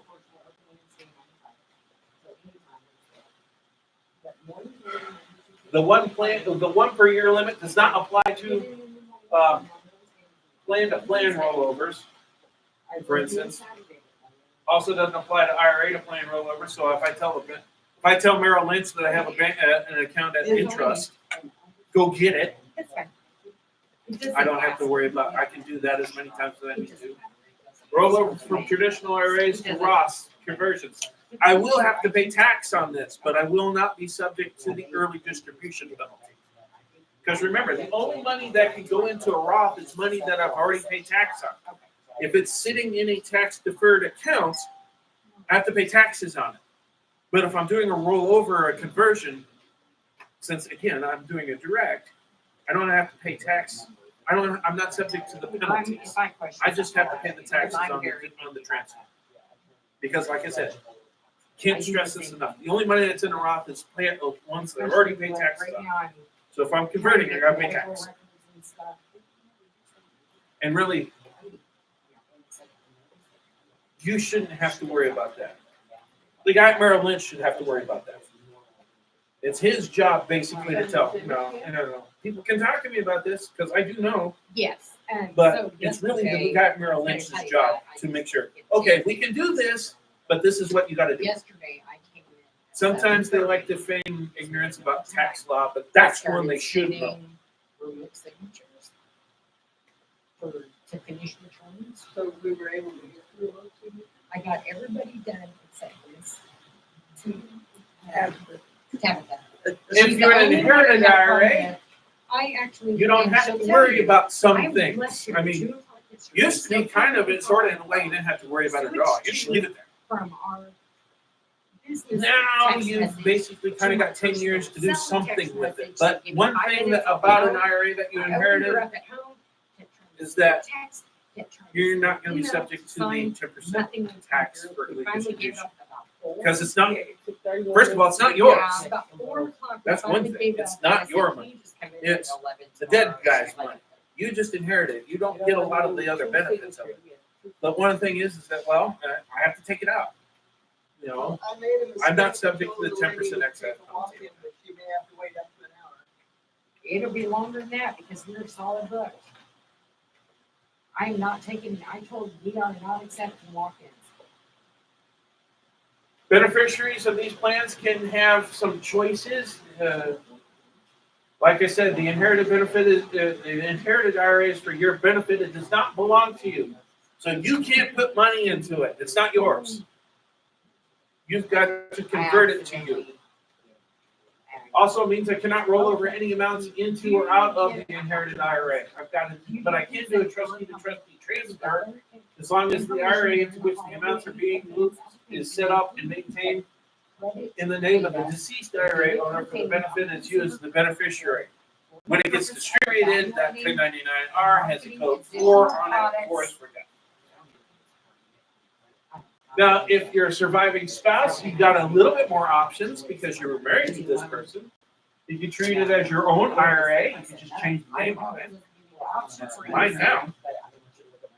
You can treat it as your own IRA by rolling it over into your own plan. Again, we were married. So, what's yours is yours, what's yours is, the old thing, what's yours is yours and what's yours is mine, that type of thing. You can treat yourself as the beneficiary of the IRA rather than treating it as your own. Like I said, that age limit on this particular case doesn't go into effect. Like I said, you got 10 years to do something with this. There are exceptions to that 10-year rule, like surviving spouse. Minor child of the deceased account holder.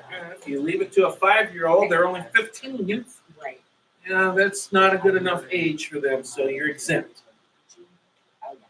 Disabled or chronically ill individuals. Hey, that could be either beyond their capability of doing it or beyond their physical limitations of doing it. Individuals who are not more than 10 years younger than the deceased account holder. Last year, you could do both easy advance and easy advance. So if you leave it to your sister, she's got to be at least 10 years or less younger than you. The easy advance is. I don't know why that exception, but that one seems really weird.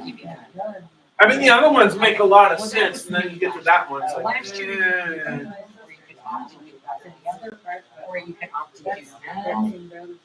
But this year, just FYI, these I do want to do the 100 and get the advance. Okay, but this year, last year you could get both. This year, you gotta have. yeah. They might.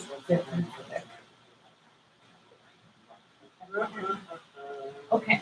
All right, so and this one- we talked about some additional taxes and additional penalties. First and foremost, the form for that is 5329.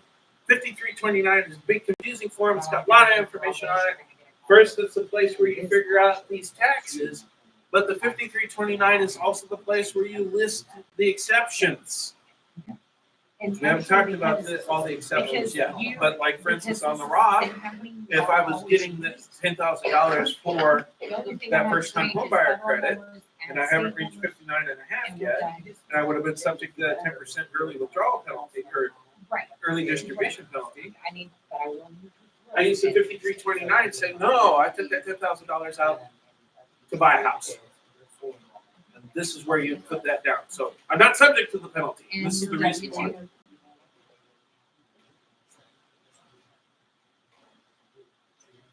I'm trying to get down to.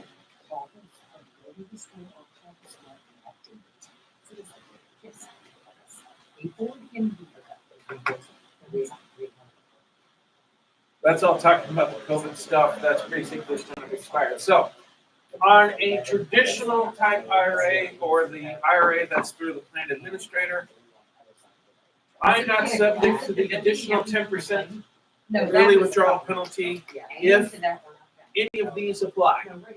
So we have some different, so qualified retirement plan distributions received after separation for service, and when the separation for service occurs when you reach age 55. So I haven't reached 59 and a half, but I have reached 55, and I had to take the money out because I no longer work there, and they said, we don't want to keep your IRA, get it out of here.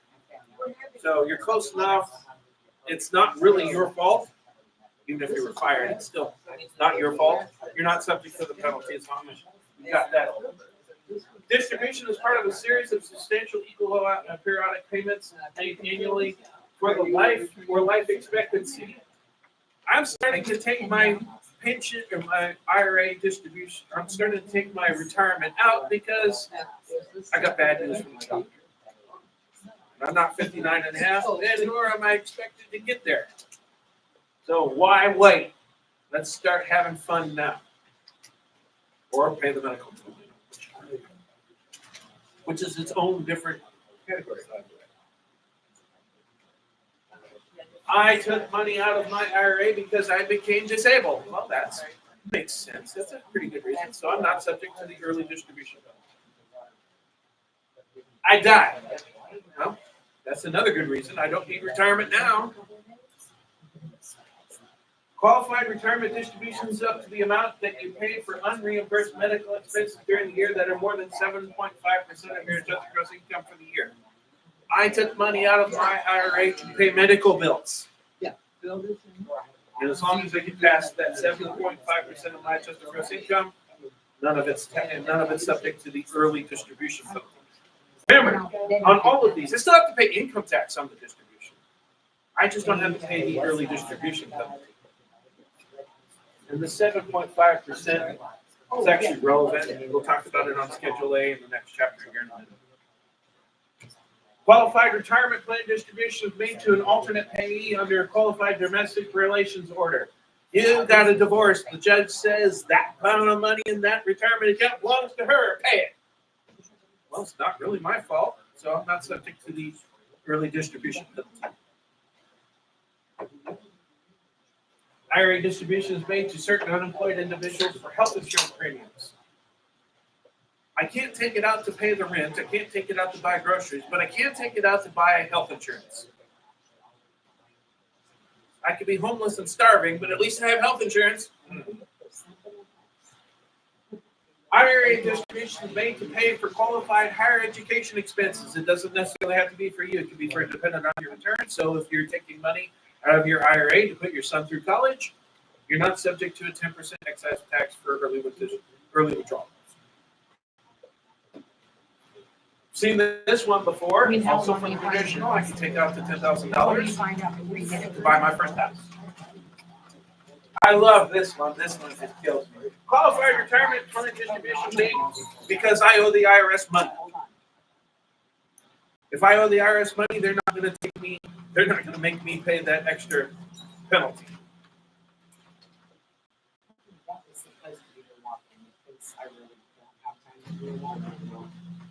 It's not good.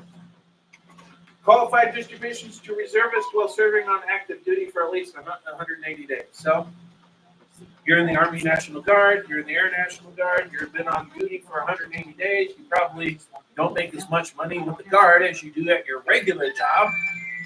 Your household at home is starting to struggle a little bit. So I can take money out of my retirement plan to help supplement that and not be subject to it.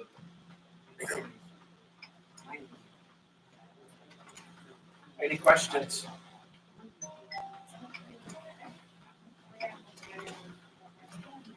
Mm-hmm. Yes. It is a lot. And I don't even know, like, most of these breaks at all. well, yeah, and that's just part of it. Is that you're in uncharted territory for a lot of this. I mean, people think they know their taxes until they actually get exposed to what taxes actually are. I mean, are you still learning new things? And she took the big class.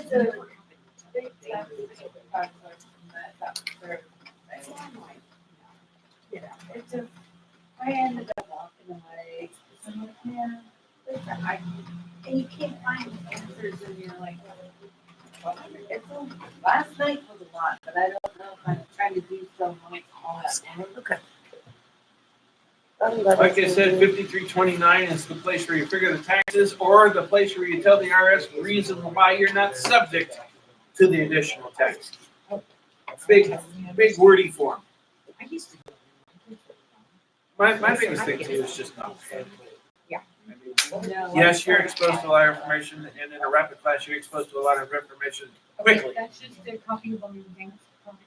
We hold your hand here. We really do. You're not on an island working with us. It doesn't serve us. just cinnamon. I mean, it sounds selfish when I say it like that, but really, And that's it. I don't want a weak tax preparer. I want everybody to be as good as me. Later on. I really do. I wish I had a whole office of me. I can't stand me, but I wish I had a whole office of me. And I don't mean that in a selfish way. I wish that Shannon knew as much as I did. I wish I knew as much as Shannon because I don't know everything. She's better at some things than I am. See, that's what I. You just can't be good at all of it. I have my specialties. She has her specialties. Brenda had her They say specialties. 24. They say 24. Daycare came in, Brenda. 20 minutes. Landlord came in, Brenda. Farm comes in, Shannon. Okay, so- Foreign income comes in, me. Excuse me, sir. Hello. Yeah. January to All February. right, I appreciate it. Yeah, Thank you. Bye. All right, my dear, come on, let's get you done.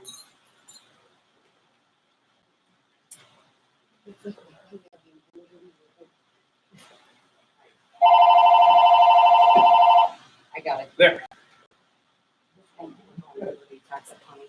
This is Shannon. All right, so now's a good time to take another 5 or 10 minute break. I am sorry to inform you that Susan passed away in August. Yes.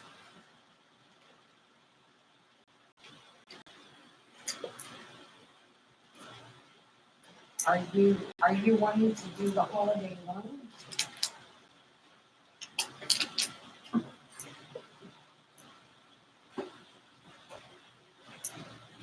I'm in the video. Oh, well. I only anticipate one person ever watching that, and that's her daughter. Right.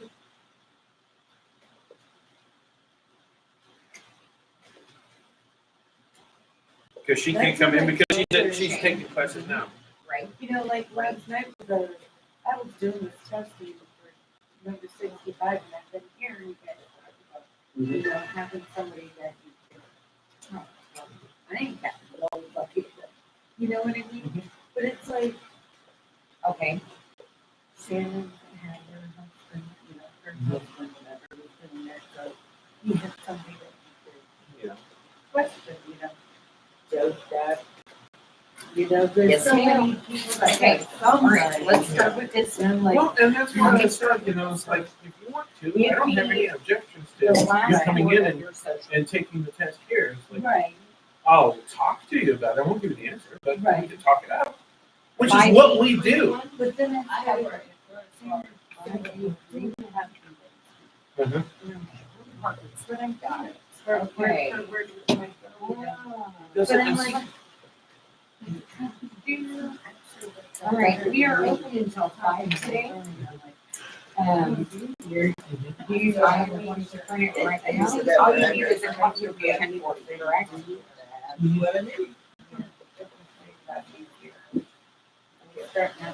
You learn the trick.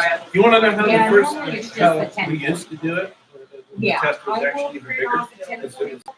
It was 120 questions. I will. And once you're going to start ID, but it, so as long as you come in with an ID, I have to give it to you.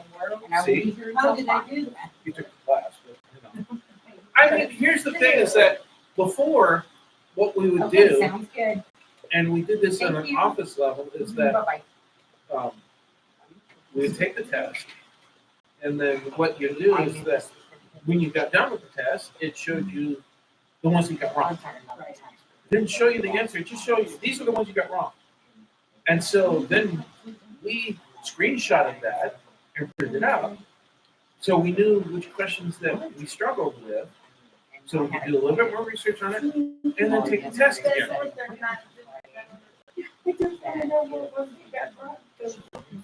It won't photocopy because it says it's a non-HP cartridge in the printer. Yeah, I know. What are you trying to do? I'm just gonna take a photocopy of You it. can't. You You'll can't. have to scan it. You have to and scan print it and print it. I could put an HP cartridge in it, and it'll blank, trip blank. So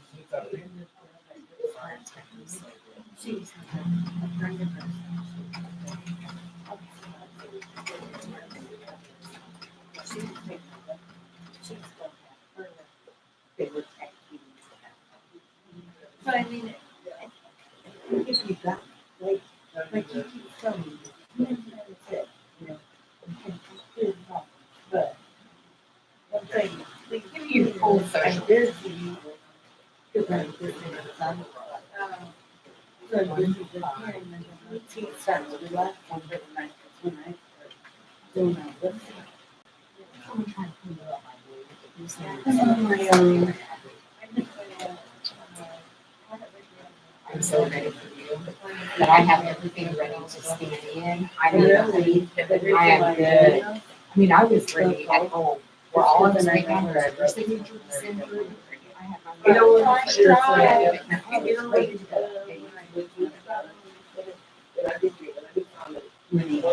Yeah, and then it aired you out. But then I got stupid OCD in my phone for years. You were wonderful. You did this stuff. I realized I could then wrap up like this. And go through everything. Well, you signed part of it. And that was the permission to, do the disclosure. You signed that.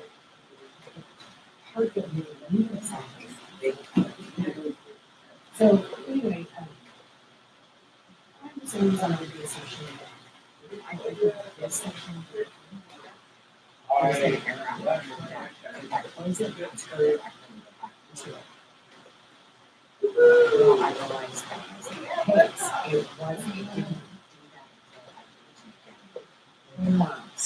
You need to go to that point and close it. We've only been doing this for a So- couple days, and things have changed. You know how companies are, from one year to the next, they change things.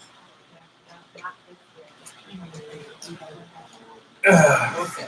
It can change a lot, it might not change, it might not change at all. Remember, I didn't hit on this heavy when I started this class, but Tax Cut and Jobs Act, which I did talk about just slightly. That was the one where the biggest thing, it took the standard deduction and combined it with a personal exemption. We were going to be talking about that a little bit. Now, right now, that benefits my wife and I because we don't have any dependents. But we're actually, the way that the standard deduction is built for Mary County General right now, it's her, me, and 1.5 dependents. Well, if the Tax Cut and Jobs Act expires or is allowed to expire, it's sunset. Nothing happens.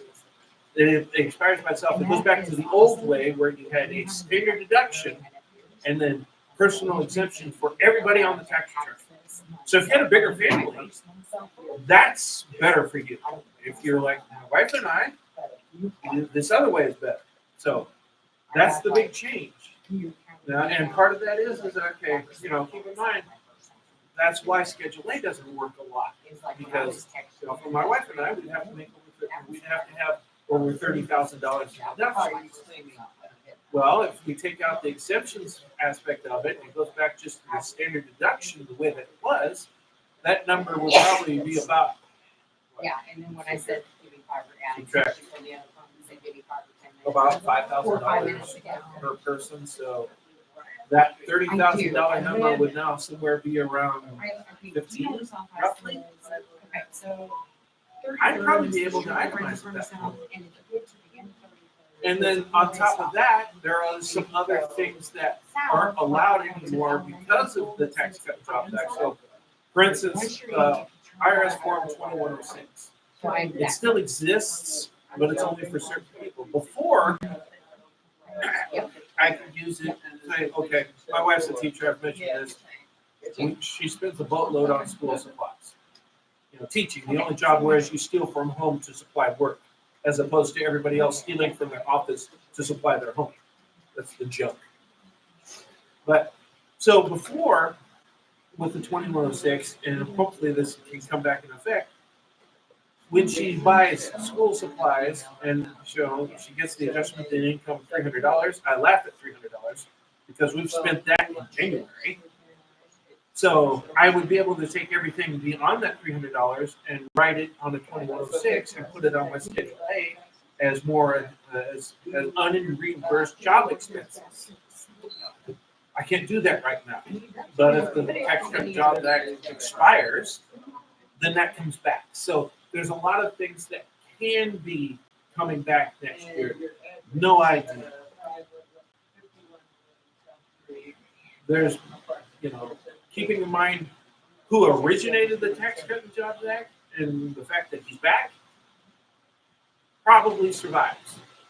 No guarantee, but it leans heavier toward probably getting renewed. I can't answer that definitively either way. And probably won't know until October, for sure.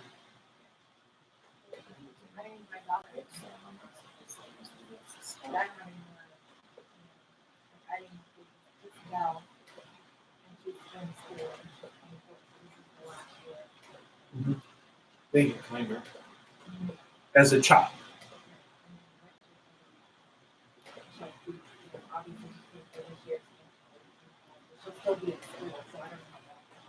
Well, it depends on, and then it goes back to how much income does she have? Did she make over $4,700? Then she's her own person. Yeah, when does she turn 25? So on December 31st this year, she's 24. All right. So you got one more year. Next year, she's on her own and you don't get any of the benefits. I might. You never know. So you have to be completely on her own and yeah, you get nothing from it.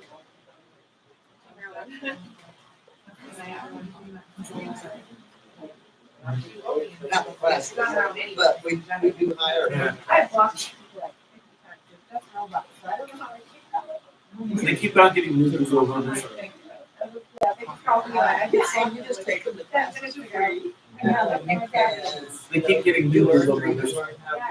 So, I mean, gosh, I have something else I was going to say, but I'm good at that.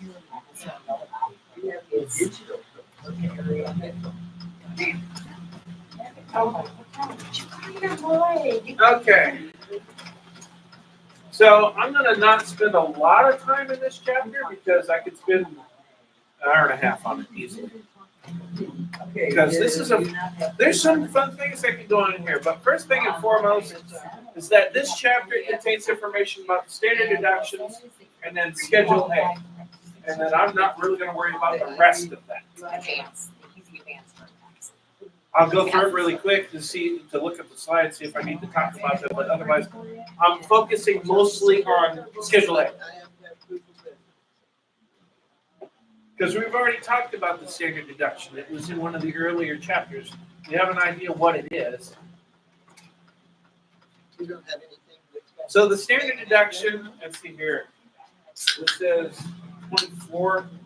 This has the 24 chart in it. So the standard deduction for people, this is for the upcoming tax year. So this is updated numbers. So my wife and I, for instance, we can make $29,200 before we owe any taxes. Single people can make $14,600. Head of household can make $21,900 without having to pay any taxes. And these numbers, like you see, change every year. So after.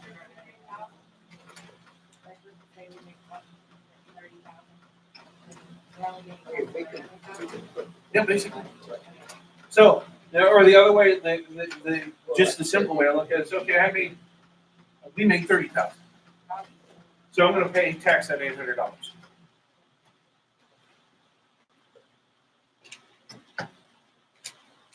Which $800 is in the 10% tax bracket, so I'm going to pay $80 in tax. Yes. She doesn't have proof of residency for a second child. Do we need to put him on? You are not eligible to take the standard deduction if you're married, filing separately, and the spouse itemized. Some people try and get here real quick just to do that. I'm gonna screw over my spouse. Forget the divorce. And so I'm gonna screw him over. I'm gonna come in here and I'm gonna itemize. And that forces him to itemize. But I took all the deductions. And so he's gonna pay tax on all of his income. Cannot take the standard deduction if you're not a United States citizen or a U.S. resident. Well, I mean, there's a certain amount of logic to that. I can see the reason why. Yeah, turn on the recording. Yeah. So I'll go back to that. Cannot take the standard deduction if you're not a United States citizen or a United States resident. Like I said, I see the logic behind that. They're still eligible to itemize. They can still fill out Schedule A. And whatever they get on Schedule A, that's what their deduction will be. So it's not like they pay tax on all of their money. It's they get what they get. And so, you know, I'm not a big anti-immigration guy. I am not. So, but I do see the logic here. Dual status alien if you're both a resident and a non-resident alien during the year. So you're It was taking like going 30 through the minutes or process, something. becoming a resident, but you didn't do it this year, or you did it during the year, but for some of the year you weren't, you don't get the standard deduction. I had no idea. And Like I said, the standard deduction is 0 at that point, but you can itemize and get what you get. Taxpayers 65 or older and or blind and not claiming as dependent on another return, they get a extra little all right, deduction my dear. on their standard deduction. Oh, right here.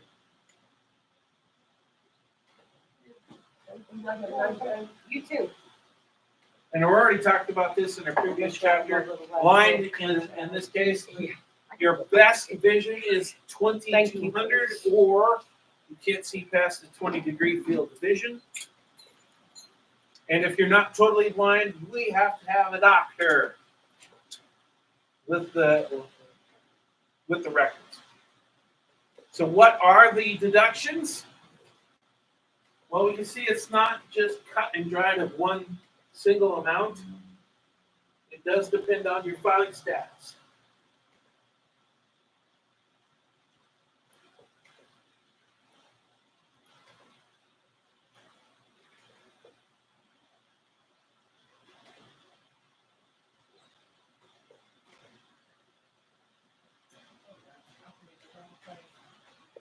So this is going back to the 23 numbers. I wish they would have updated it. They already had it. So again, if we're married filing jointly,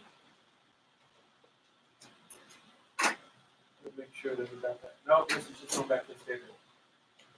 No, this is both. So if we're married filing jointly and both of us were over 65, for 2023 we could have made $30,700 without actually owing anything in taxes.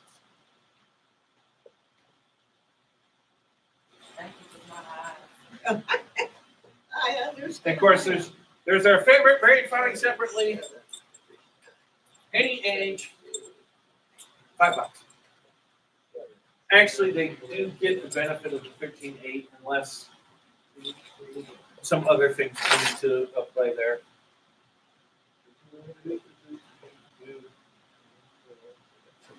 We talked about standard deduction. If you're dependent, you're limited to $1,250 or your earned income plus $400 until you reach the standard deduction for a single person. So basically what they're kind of saying up here is it's okay for your teenager to go out and get a job because they're not going to pay taxes on it unless they go out and get a really good job for a teenager.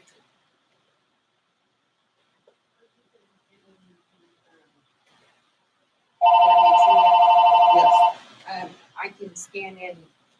All right, so that's the standard deductions in a nutshell. I'm going to add this now. I think it does talk about it in a future slide, but I'm just going to add it now. You're not obligated to take the standard deduction. If you want to take whatever shows up in your itemized deductions, it is your prerogative to do that. Some religious aspects aren't allowed to take the standard deduction. They consider that a government handout.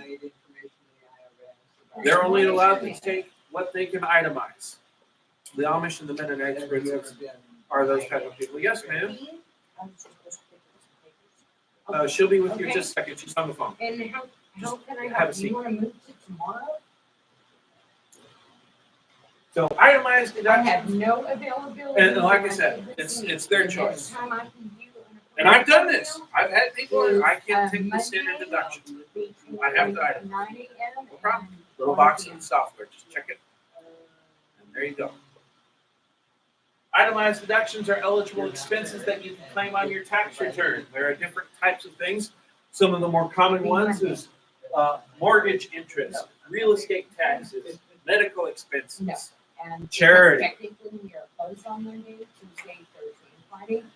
And I am always setting appointments to come in on our closed days in the morning. This is what a Schedule A looks like. It's actually one of the more tame ones in regards to that. It's only on one side. Because I'm not gonna stay past that. It's only on the front side of the paper. Okay. Okay, so that will be the 16th. So it's here. Medical and dental expenses, that's up in that top section up here. I'm a little short, but that's where medical expenses go. This next one, taxes that you pay. Certain taxes are deductible. Real estate tax, personal property tax, like when you pay for your license plate. One of those things in there is your personal property tax. Okay, I have That's a you deduction. scheduled for 12 o'clock on Interest Monday. expense, including mortgage interest, gifts to Thank you, charity, bye-bye. casualty losses occurring in a federally declared disaster area. Hurricane wiped out my house. It's in a disaster area. I can write off my casualty You know, I losses. can come in the mornings and help. You know, I lost $30,000. Right now. My house was worth $130,000 total loss, Right. and I'm not expecting any insurance payments because I forgot to pay the bill. So I have a $130,000 deduction on my taxes. It doesn't make up for it, does it? There are some other things that can fall into this category. These are the most common ones. But like, for instance, Gambling losses up to the extent of my winnings go in this area. And there's some other minor things. Let's do keep this in mind. Alright. Good record keeping. The This is IRS, just- this is one of those things where they look for flags on. Yeah. Like, for instance, my mother-in-law, Your refund amount. Okay. well, my father-in-law has If dementia, something and happens, he's in a facility. Okay.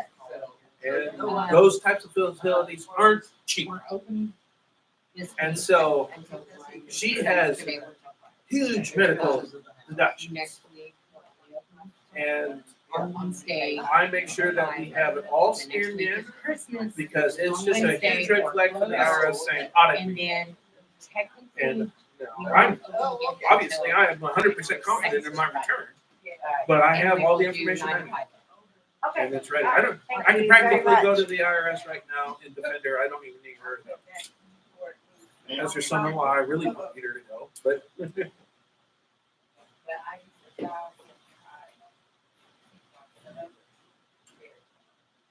it's here. Any other income? Since people are on a cash basis, by the way, you can only deduct expenses that you paid. It's not enough that I got a bill from Wesley. I have to pay it. Yeah.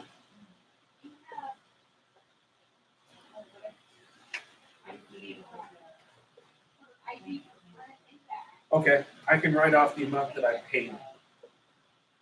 So if I owe $10,000 and I wrote a check for $7,000, I'm gonna write another check later for And another there's, amount until we need it. just start adding those up. So No. this year's got a 7,000 and then whatever I pay next year or whatever. and so on and so forth.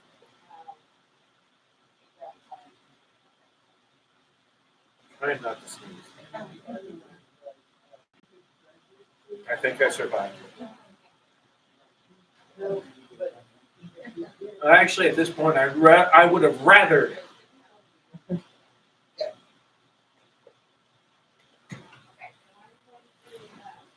Okay, so like I said, in most cases, you can choose to itemize or take the standard deduction.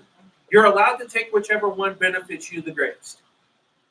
There are a few certain exceptions. Like I said, you have our religious people that aren't allowed to take the standard deduction by law, by religious law for them. Or remember, we talked about married filing separately and your spouse itemized. You have to itemize. She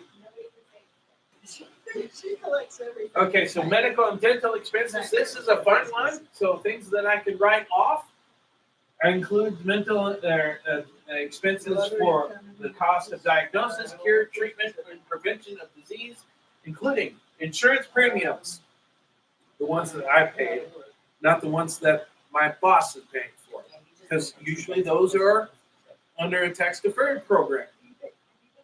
I didn't pay it, the boss did. He gets to write it off as expense on the company. Usually I recognize the name. If you're on Social Security and you're on Medicare, Medicare Part B and D premiums are a tax deduction. And the program actually takes them, when you fill out the SSA 1099 and software, it automatically takes those numbers and applies it to Schedule A. You don't have to do anything. Okay, so you're so new.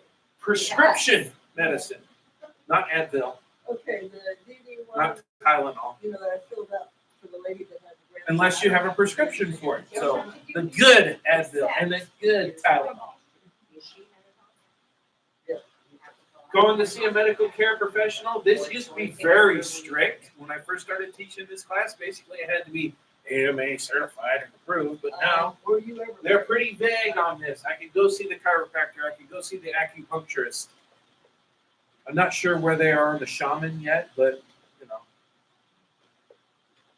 I mentioned if you're actually Indian and went to see the shaman and paid, yeah, I would try that. I would try that.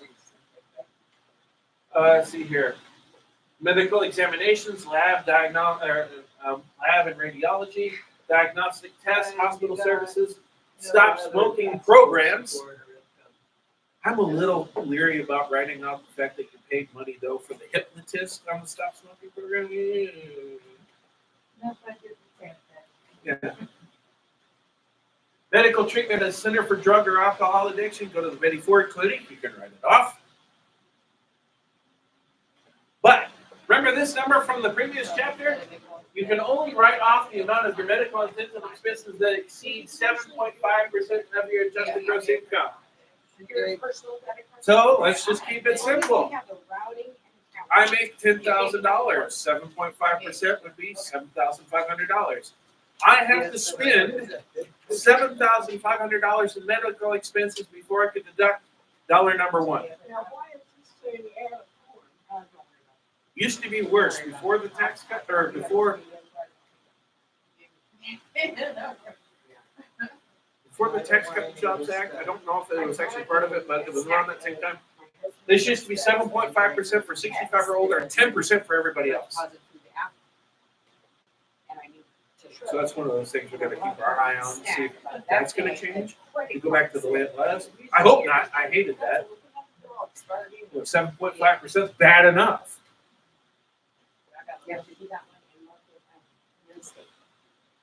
Well, like I said, in the case that I give, I have to spend $7,501 and my deduction is $1. That sucks. You can include medical expenses you pay for yourself and your spouse, or dependents on your tax return, or a person who was your dependent at the time you paid the expenses or at the time that the medical services were provided. So, for instance, you were talking about your daughter going to the doctor, and just say if it was next year, or next year, and she was still 24 at the time that those services were provided, you could actually still write them off, even though she would turn 25 and will not be on your tax return later. But when the services were provided, she would have been, could have been. You see the fine line that you're dealing with here? Timing is a lot of things. Any person you could have claimed as a dependent, except that person received $4,700 more of gross income on a joint file return. Your daughter could also maybe fall under this category. Because maybe the only reason why you're really not claiming her is just because she makes too much money, but she's still living at home. So she would actually kind of fall under this category here.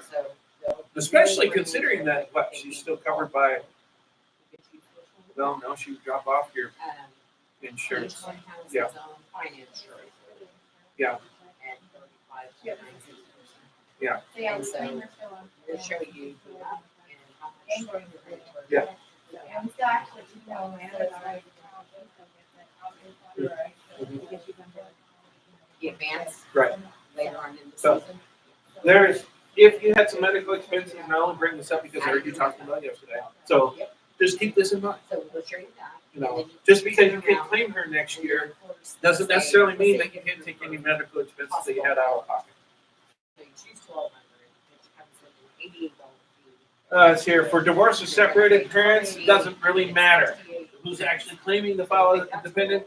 All that matters is that, and I can break it down, what one spouse paid, what one former spouse paid and the other former spouse paid, they each get their own credit.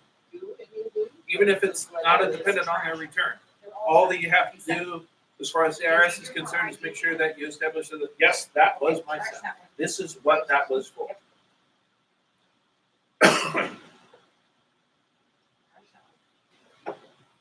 Deductible medical and dental expenses include the cost of diagnosis, cure, treatment, and prevention, including weight loss programs if for a specific disease as diagnosed by a doctor. So weight loss program, I can write off the expenses of the weight loss program if the doctor says, you need to lose some weight, here's a program. I can't write it off if I'm looking in the mirror saying, I'm fat, I'm gonna go sign up for a program. See the difference? Medical aids, this is where you could get a little creative, so keep this in mind. Medical aids, eyeglasses, contact lenses, hearing aids, crutches, wheelchairs, guide dogs, including the cost of maintaining them. I love that question. Everybody, there's at least 5 every year. Can I run off my dog? Well, actually, if they're a certified guide dog or a certified therapy dog, yes,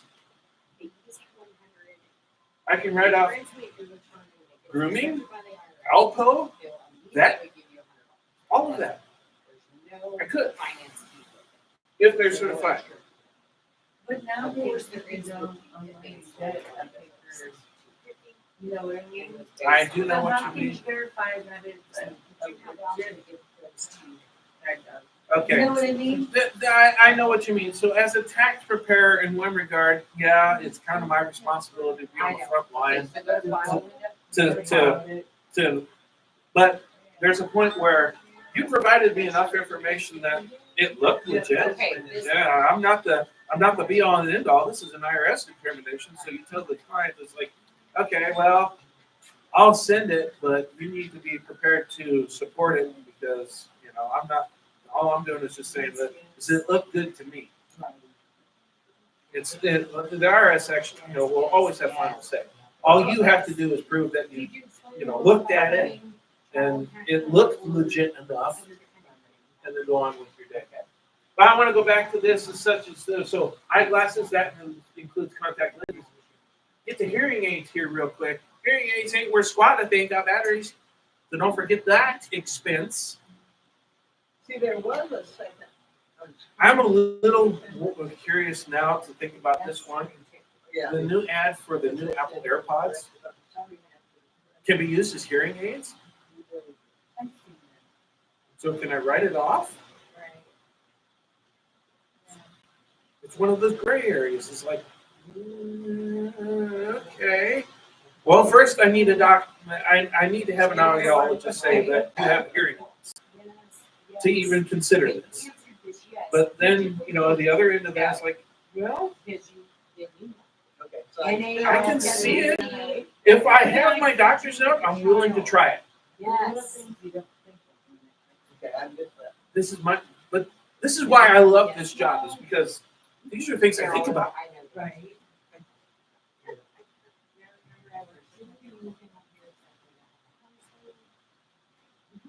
I was really hungry. And I remember this lady.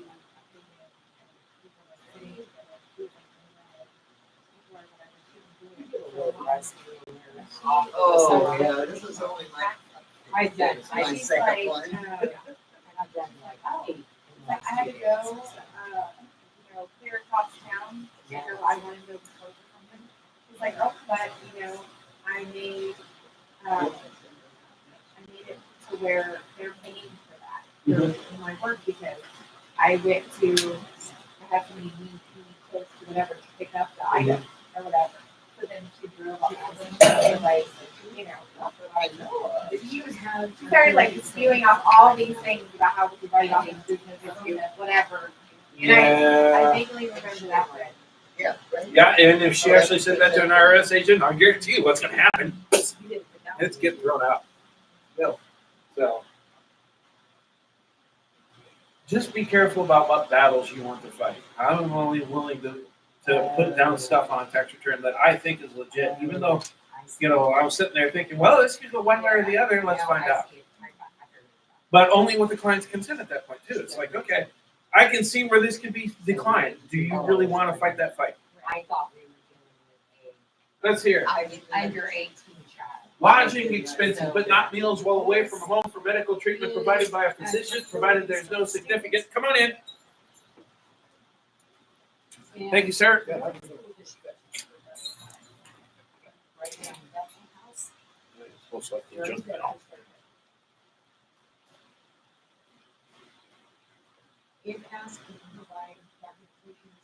Let's hear. Lodging expenses provided there's no significant element of personal pleasure, recreation, or vacation in the travel.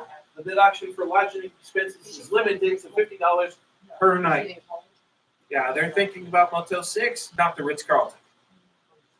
But it goes even farther. You know, so let's talk about this for a second because it is rather interesting.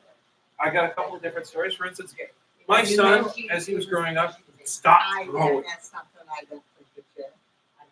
Okay. We had to You don't have to worry about it. inject him with growth hormone. Everything is good. That's the only way he was going to grow. Okay. His body just said, nope, we're done here. He was tall. Because all those So from things 6 are- to 13, or 6 to 16, here we were. It's gonna tell you that it's- Well, the only place at the time that this started that we could get a specialist to actually do this was the Children's Mercy Hospital, Kansas City.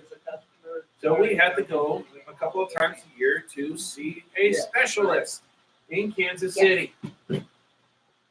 So I'm driving to Kansas City, and there's a couple of different ways that I could do about this because I kind of did it in both different ways. It's like, okay, I'm driving to Kansas City. Yes, you can. I always kind of tried to make it like a 10, 11 o'clock appointment so I didn't have to stay the night. Leave early in the morning, get there, have the appointment, have a little bit of time in Kansas City to do one or two things that are fun because I can't have too much fun. But it doesn't say I can't have any fun. And then we drive back. Okay, so I can deduct medical mileage on that and turnpike tolls, which we haven't got to that yet, but it's coming. So, but if I chose to stay at the hospital because I made a very late appointment or a very early appointment, if I chose to stay at a hotel, I could have done that. And that's $50 per night per person. That's required. So if I take my son, at the time he was not a major, he was a minor. Somebody had to go with him. So that's $50 per. Now if we went, it would only be $50 per. So just close it. You're home with the chair. Actually, you can just do it here. You can come over here. So, I'm sorry, I Or unplugged it. sign pads one. Yeah, I You tried it just in the realized back that. room. I apologize for that. I just need to get to a place where You can just come right over here. I need to get out of it, don't I? Yeah, close it down completely. We're almost done. All right, so we kind of see what's going on here. So let me run this another way, and I'm doing this now, and I'm going to keep referring to medical mileage because medical mileage is actually another deduction. It's not a big, huge, but it's per mile, and it's round trip. So, like for instance, even on a local basis, I drive from my house to the doctor and back again. It's medical miles. I get to write it off. I drive from my house to Walmart to pick up my prescriptions and back. Medical miles. I can write those off. I had a client who had a specialized disease. She had to see a specialist at the Mayo Clinic, Rochester, Minnesota. She's here. She actually lived in Derby. So, to go see her doctor. Let's talk about all the things that she could deduct, shall we? She got in the car and went to the airport. Well, she drove her car. She can write off the medical miles to go to the airport and the cost of parking, Right now. because it ain't free. Or I can change it around. She took a taxi or an Uber, I can write off that expense. Gets on the airplane, gotta buy a ticket, write it off. Took a little extra baggage, got feed for that, write it off. Flies to Minneapolis. Fortunately, that's a direct flight from Wichita, which is the closest major airport to Rochester. It's still a bit. So, gets off the airplane in Minneapolis, rents a car, deducted. I know. Drives to Rochester, Minnesota. It's about an hour and a half to the southeast of the Twin Cities. That's mileage, deducted. Stays at a hotel near the Mayo Clinic before her appointment, deducted. Goes to the doctor, pays the fee, deducted. And then now it's time to go back home again. I do everything in reverse. The mileage back to the airport, the airfare back to Wichita. So you see there's no, because the theory is that you had to eat anyway. The only time that meals in a medical sense are deducted is that if I'm a captive of the hospital. And frankly, who wants to pay for that food anyway? If I have no say over the matter, but otherwise, no, I don't get any meal allowance for medical expenses. Take an ambulance, no problem. Air ambulance, no problem. You can write off those expenses. Also may add any cost for parking and highway tolls. Like I said, I drove to Kansas City for my son, deducted the turnpike toll. She's parked in long-term parking at the airport, deducts those tolls. You're just in essentially using consent. Expenses that are just beneficial to general health, such as vitamins and vacations, are not deductible. Even if the doctor said, hey, you need a vacation, sorry. Can't deduct non-prescription medicine. So like I said, no Tylenol, no vitamin D tablets. Can't deduct can't go buy the Jenny Craig. Excuse me a second. Yeah.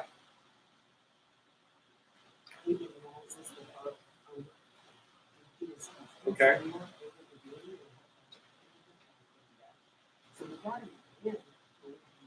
No, just go ahead and replace it. I'd rather not. Really fast the last 2 days. Okay. And if you really need to, I've got the money in my office. If I don't make it home in time, so there's some money in it. Okay?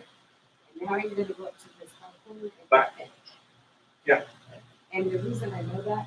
Getting in the dishwasher installed, mine went There's no crap next on step. 7. I wish I was there, but I'm here with you guys. Well, my son's there. He's 20. He needs to learn some of these things, to be frank. So we're all fine. Yeah. All right. So the fact that I went and bought Weight Watchers food donut, I can't deduct that. Cosmetic surgery, unless medically necessary, can't deduct it. Now, so there's a lot of leeway in here. Botox, I would say, not really. But then you hear about Botox to help get rid of migraines. Yes. Yeah. See, so, I mean, I would do that. You had your breast removed because you had cancer. Not a problem. Actually, even I can do that breast augmentation surgery because you had a mastectomy. And so you want to try and balance out. That's not cosmetic surgery, that's medically necessary. I can deduct that. Okay, come on over and have a seat. If you just want to go have some liposuction just for the sake of having liposuction, sorry, can't help you on that. Unless you have a doctor's note saying that it's medically necessary. We need to take off 100 pounds because it's killing your needs. Okay, well, that's good enough. You can see where we're going here. We verified the.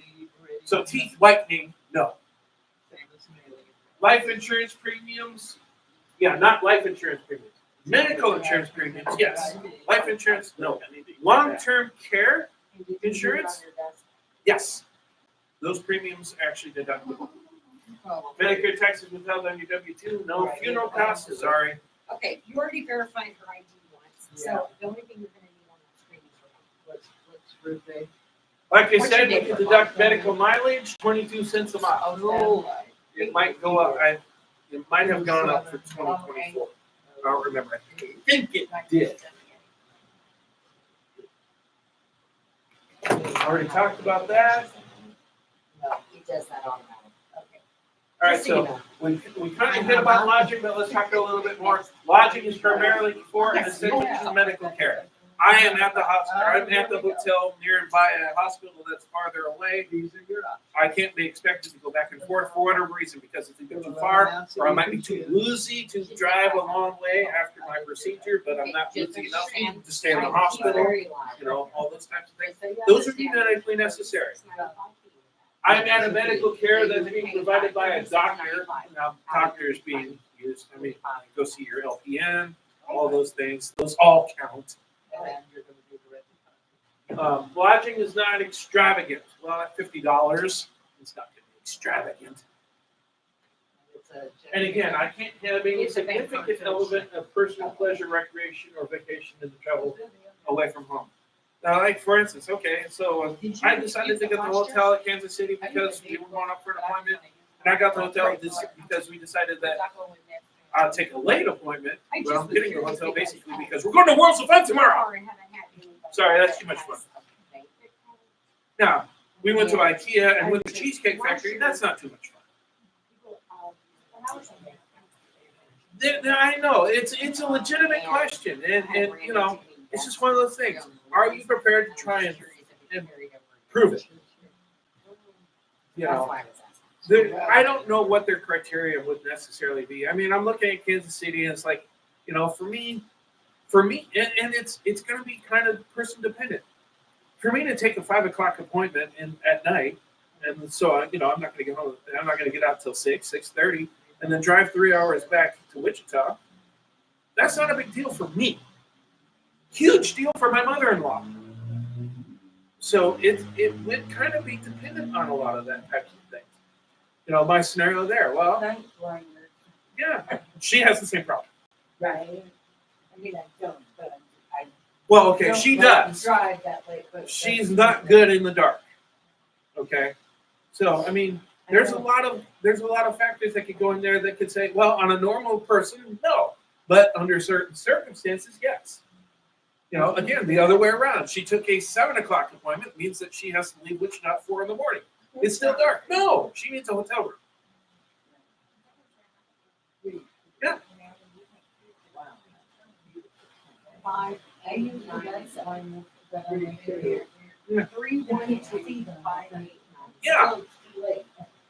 It's just one of those things. It's like, and I get what they mean. You know, and really for my scenario, I said, okay, we spent the next day at Worlds of Fun, and I drove home after all of that, so I didn't stay the second hotel night, which would actually be the red flag. So no, the red flag is not going to be we stayed at a hotel in Kansas City because I had an appointment the day before or that day, and we stayed overnight. Especially if I took a late appointment. Okay. It's not really a big deal. The IRS isn't looking to nail me on that. Now, if I took two hotel deductions back to back and only could prove an appointment on the first day, and I can't prove anything medically on the second day, that's where the problem comes. Does that make sense? And it just depends on the auditor. And some auditors are nicer than others. You got to catch them on the good day. And I don't know what happens if you. Some are nice. Brenda's been to quite a couple of audits, and she's been lucky to get, you know. There was one time the guy was being audited on Schedule C, and she was asking all sorts of questions to Brenda and the guy about that. And then at the end of the day, it's like, well, you showed me that you did everything that you should have. There's a few things in here that you kind of that I know of a different rule, and so I'm going to apply that to get you even more refund.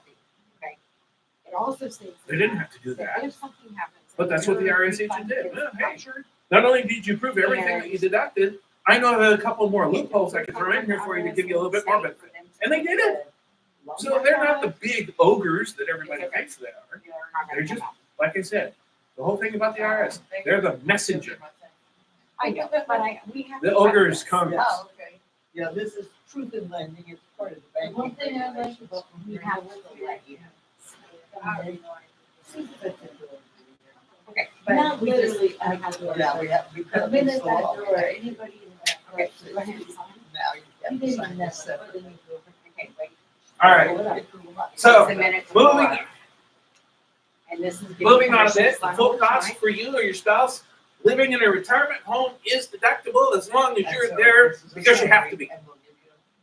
Everything you sign. Not today, so you'll get a deductible if you're just living there for personal reasons, which includes this following scenario. copy. There's a lot of My screens wife in this needs one, the though. support, I just think that you- but I went there That with her wasn't just getting because that I copy. love my wife and I want to be with her, but I really don't need to be here, but I am.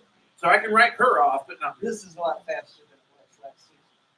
The box that pops up. Let's see here. Home improvements that do not increase the value of your home, but are required due to medical condition are deductible. This is kind of an open-ended thing. All right, so my mother-in-law installed a wheelchair ramp on her house this past year. I can write it off. Also, she's in the other copy. This is all. Because the truth it's, and that Yeah. eyesore certainly did not improve the value of her house. But another thing is, okay, I'm originally from Minnesota. We're almost there. And We are almost there. I'm old enough back where air conditioning wasn't always a standard thing, especially in Minnesota. You only need it for, yeah, you only need it for a couple of days throughout the summer. Otherwise, it's nice. And it's still good stuff. Yeah. That's the thing. But there are certain people that need air conditioning. They can't breathe that humid air. They need that air conditioner to take some of the dampness out. Brenda would have been a great example of that. Feels With like her somewhere COPD? I can breathe without the rain at the time. I thought I was in something. You already verified. And then I forgot. Yeah. It's fine. Yes, for me. And people with severe asthma, they need the air conditioned air. So Now. it's not a standard thing. They put in an air conditioner. Okay. I can maybe deduct that, but I put in an air conditioner, so the value of my house has actually gone up. The only thing I could write off is the difference between how much I paid to get the new air conditioner, paid for the air conditioner and the installation and all the hookup. The only thing I could write off is the difference between that expense and the increase in value of my house.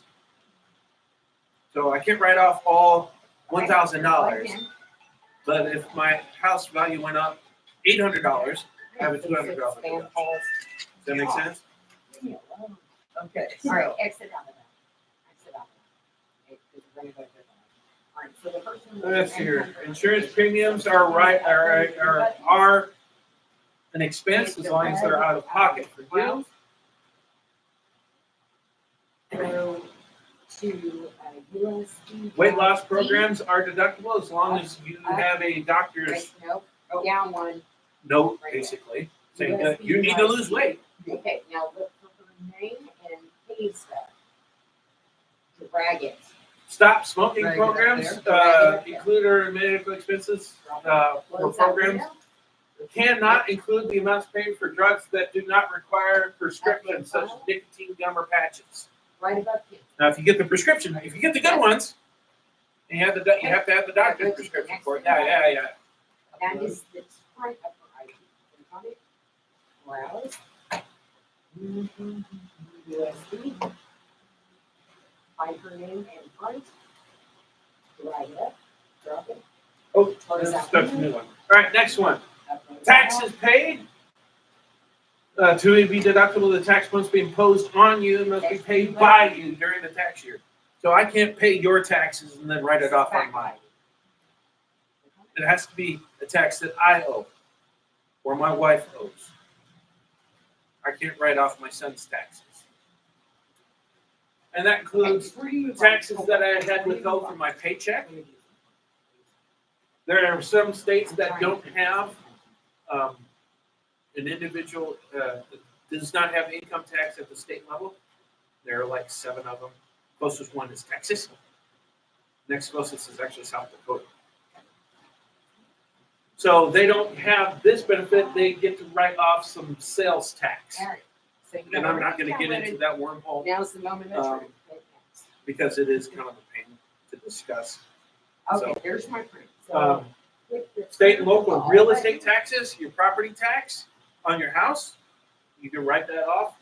State and local personal property taxes, like I said, the tax you pay for your car when you renew your license plate tags, remember, it's only the tax, not I always wait all for those it to other start things before that I are go. also paid for. So the fees and the fees to assess the fees and the fees to pay the fees and the fees. You know, you don't get to write all those off. Those are. Yeah. You just only get to write off the actual tax. So I don't care what you wrote the check out for. That's not the number. I found it Go on out to your Amazon. glove box and bring that in. That's what I need. I wonder if- Those are the most important ones. And it doesn't have to be for a car. I mean, again, I'm from Minnesota, you know. Yeah. Well, you have to pay property tax when you get your boat license every year. That's actually an expense that I can deduct. And then they have to, I acknowledge that I've got it. Now it's not there. So that's all Okay, so talking it's in about those process. It would taxes. take I don't want to get 5 bogged to into that 15 one minutes before yours. because it's really not, doesn't really happen around here. And they will Since let we you have know. income tax, Be a text message. almost all the So time, keep an eye on whatever's that. going to be withheld from your paycheck is better than the horribly weak sales tax deduction. It's terrible. But when it's the only thing that can have an option for it, so like you live in Texas, something like that, one of those states. Yeah, that's. You take I what got you can. paperwork for you. It's, Hang on. so your deductible real estate taxes has to be for your place. I can't pay for my mom's taxes when they write it off on mine. Technically, she couldn't write it off on hers either because technically she didn't pay it. But who's asking?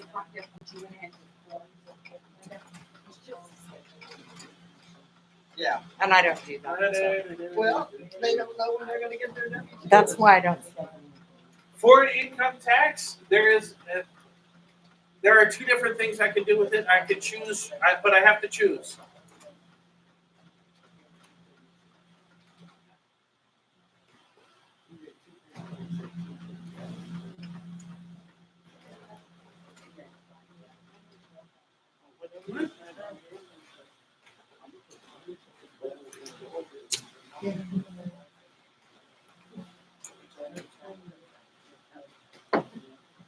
You short?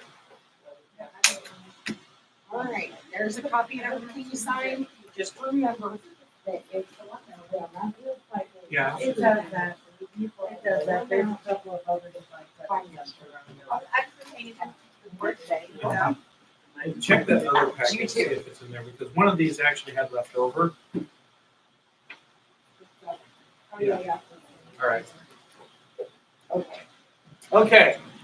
So I paid taxes to a foreign government on foreign income. Yeah, I was Here's gonna- this drawing. I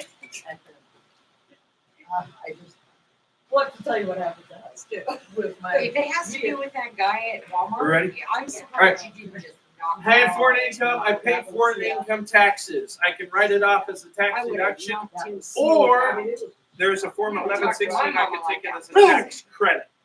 Most of the time, you're gonna take it as a tax credit. well, what was Because nice. like was there they do, was most a people can't itemize, so I'd rather have the tax. And that's the You first still use time the I've tax seen credit. it during If you have both available to you, you can take whichever one benefits you greater. Yeah, you did. But you have to choose, you can't do both.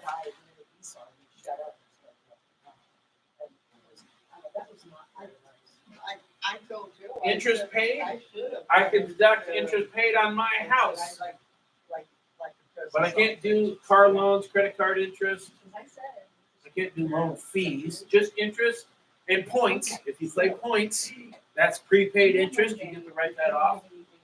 Private mortgage insurance, if you don't have 20% equity in your house, you have to pay PMI.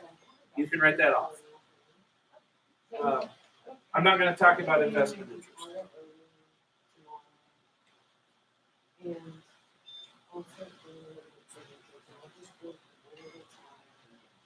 Home mortgage interest, and if you're paying an escrow, the real estate taxes also show up there. I love this form. 1098. Hey, look, no letter.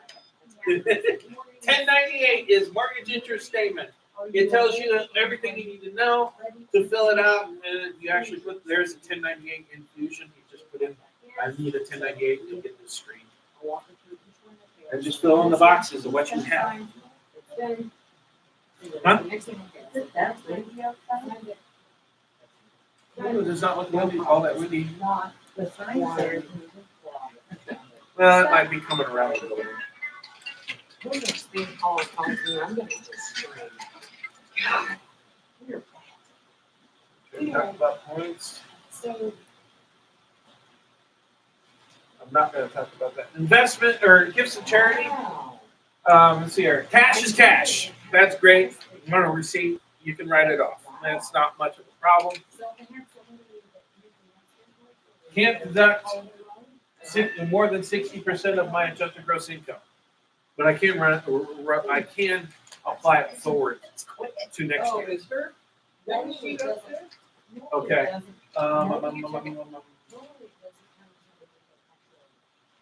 So we have a couple different ways, and I'm just gonna kind of put this in a nutshell. Okay, so gifts by cash or check. If you made any gift of $250 more, we need to have additional documentation. If I give a donation of less than $250, just my simple receipt is good enough. And this is per event. So like you're paying your to the plate at church. Okay. I might put in $50, $50. All those are below $250. But if I add up all my contributions to church, they go over $250. That's not the problem. Every one of those was just $50. Now it's when I write a check for $250 or more, I need a little bit more documentation. I can also donate goods and services. Okay, well, I can't write off with the value of my time. But if I'm providing goods for I used to be on a baseball league, I used to be on a board for a not-for-profit baseball league. And so if I went and bought some field chalk or some field dry, I could write it off if I didn't get reimbursed. I donated it. Okay, I could write off the fair market value, which in this case would have been what I paid for it. But the fair market value comes and goes with different things. There's one time Brenda had a person up here. She wanted to write off. She had brand new pair, 5 brand new pairs of Calvin Klein jeans, never worn, tags still on it. She wants to write off $250 per pair because that's what they cost. Sorry, no. Well, then it wouldn't go. What's the fair market value of a pair of jeans at a thrift shop? Now, a thrift shop value is what they're using. $5. Thrift shop value is a lot of things. So, I mean, it's not the fact that I donated my Instapot because I got a new one. I don't get to write off the value of a new Instapot. I have to write off what the fair market value of a used Instapot is. Okay? I donate a car, I get to write off whatever they send me a receipt for. Because most of the time, if you donate a car to someplace, what they do is they just take it down to the auction and sell it. So the fair market value, obviously, it's an auction. What's more fair market value than an auction? So whatever they receive, that's the fair market value. They'll send me a letter or a 1099 saying this is what we sold it for. That's what I get to write off. Except if they keep the car for themselves and use it for them. So I donate a car to Meals on Wheels. They decide, hey, it's a Jeep with 4-wheel drive. Yeah, we might want to keep that. I get to write off the Kelly Blue Book value on that. Okay, so, and if I'm doing big ticket items, I need to have an appraisal on that. And so, for an example of this, I can say that, here's a big rusty piece of metal. How much? And I'm going to donate it to the museum. How much do you think I can write off for a big rusty piece of metal? Probably not much. Oh, wait, I forgot to include this certificate of authenticity. Says it's from the Titanic. Okay, that's How much is worth now? I have to have it appraised.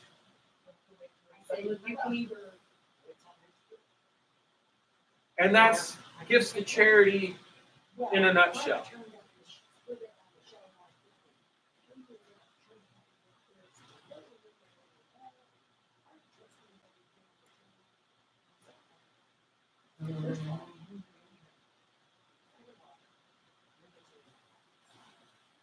Casualty and theft losses. This is another one of those things that the Tax Cut and Jobs Act really gutted. So I'll talk about the way that it is now, and I won't mention the way that it could go back to. I might talk about it to you some other time, but right now, we're just gonna say what it is.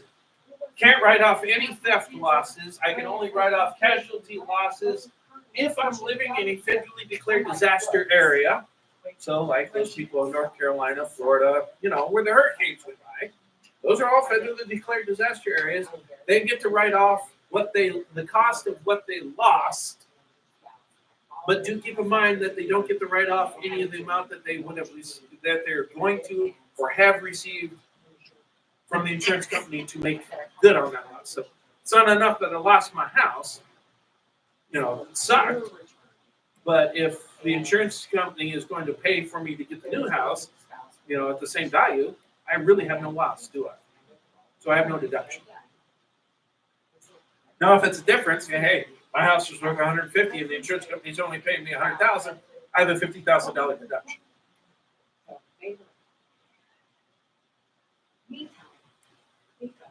Miscellaneous deductions.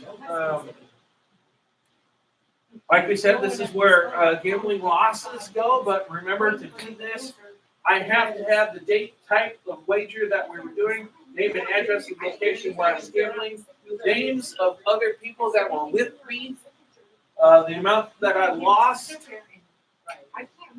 They really want a journal. It's not really enough. At one time, it was, hey, whatever you're going to gamble, go down to the ATM at the casino, withdraw your money. There's your receipt. Proves you were there. Gives you the time. Gives you the amount of money. That used to be good enough. It's not good enough anymore. The IRS wants a journal. And they don't want a nice, clean journal that doesn't show that you really actually were journaling throughout the year. All that says is I sat down on January 31st, the day before my tax appointment, and wrote in a whole bunch of numbers. No, they want things that look like you drove over, stepped on, spilled coffee on, 5 different colors of ink, maybe a crayon. That shows that you were keeping track.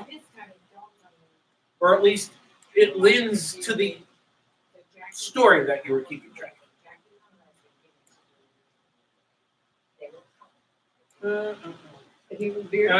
I will point this out just because I can't itemize on the federal level. Doesn't mean I shouldn't go out and fill my Schedule A anyway, because this happened, and I kicked myself, but fortunately I don't think it happened a lot. But last year I was doing a return for an office for our Fort Smith office, and I went ahead and filled Schedule A because I thought I was getting close. So I went ahead and did it anyway. And it turned out it didn't help on the federal, but then some of those deductions were actually applicable to the state of Arkansas. And so it triggered their Schedule A. And I felt like an idiot for not thinking about that sooner. So go ahead and fill out Schedule A. Do it. Like I said, our software, if it's not applicable, if it's not good enough, it'll ignore it. If it works, it works. And like I said, you never know. It might trickle down to the state. I just I'm still mad at myself for that one. I'm not going to talk about the income tax or anything about that. That really is not horribly. But I do want to know. Yes. All right. So I talked about capital gains tax rates and how it's dependent on your other income, whether or not you're going to pay tax on your capital gains. There's a lot going on here. So look at this.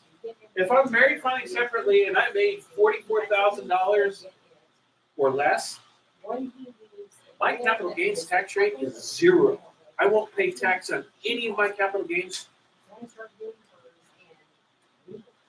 In these numbers here, 15%. You don't really realize what's going on here, but at these numbers, hey, I'm in 34, 36% tax bracket, except for capital gains, 20%. So that's why we're talking about capital gains. But I will go back to this one, collectibles gains. If you sell your baseball cards, if I sell my Peanuts collection, if Shannon sells her Nightmare Before Christmas collection, those are all collectibles. This doesn't apply. It's automatic 28% on capital gains.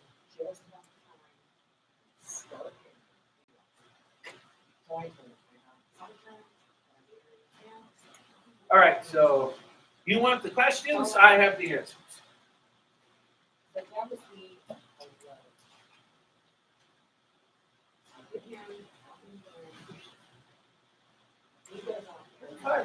There it is.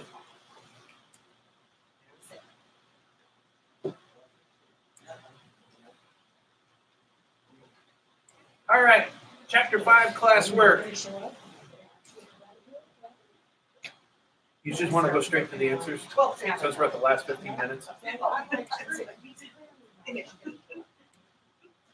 What's the tax rate for long-term capital gains for a single filer with taxable income of $50,000 in 2023? Which this was a terrible time for that because this chapter didn't talk about the rates. That diagram I showed you, this is chapter 5's question. The diagram I showed you is in chapter 7.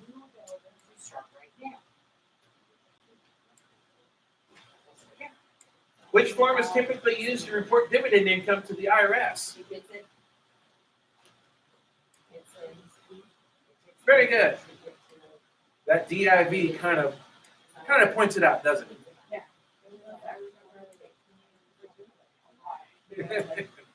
When you get lost in that alphabet soup. Interest income from which the following is often exempt from federal taxes. Corporate bonds, CDs, municipal bonds, savings accounts.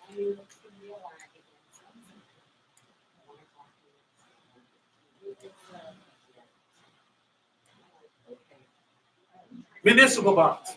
Anything that has to do with a political agency, and by politics I mean government, generally those are tax exempt. Generally. Not all the time, but most of the time. What is the maximum tax rate on qualified dividends for taxpayers with the highest tax bracket in 2023? Really didn't cover that very much. But that's that capital gains tax rate. Again, the answer for this was actually in chapter 7, not 5. But here you go. 23, what was the threshold for a married couple filing jointly to start paying 20% on long-term capital gains? Again, this really wasn't covered in that chapter, but it's A. Which IRS form is used to report capital gains and losses totals?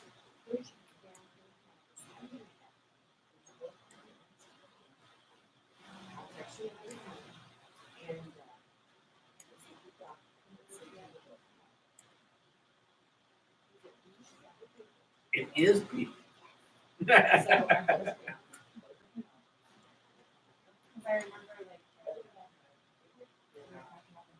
Uh-huh. Yeah. What is the term for the difference between an asset's purchase price and its selling price? I didn't say it directly, but I did say it in passing.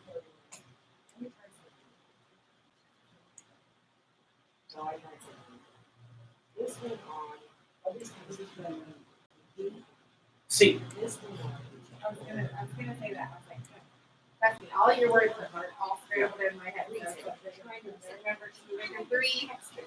D for adjusted basis, that would be the price of my stock in this case, plus the commissions that I pay. That's the adjusted basis. That's an example of adjusted basis. There are more examples, but that's for what we were talking about. That's the one that really applies today. What type of dividend is typically taxed at the same rate as long-term capital gains?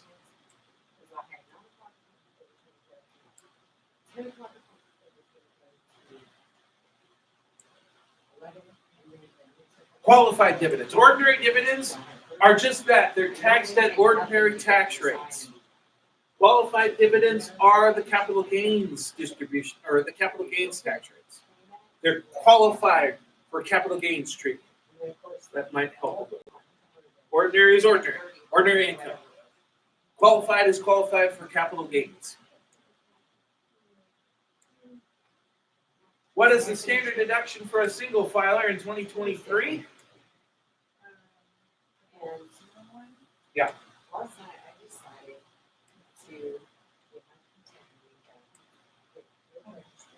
Oh, yeah, I can do that. It is B.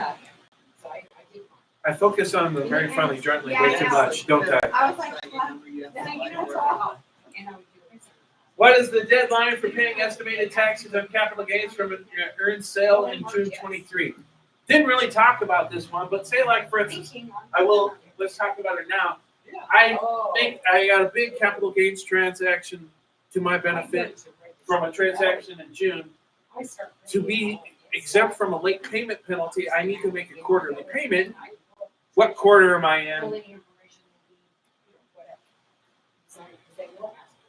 Well, I'm gonna argue on this because if I made it in June, if I did it before the 15th, yeah. If I did it after the 15th, that's the next quarter, it should be September. So it's a poorly worded question. It would have been better if it said May at that point. If they're gonna go with that answer, it should have said May.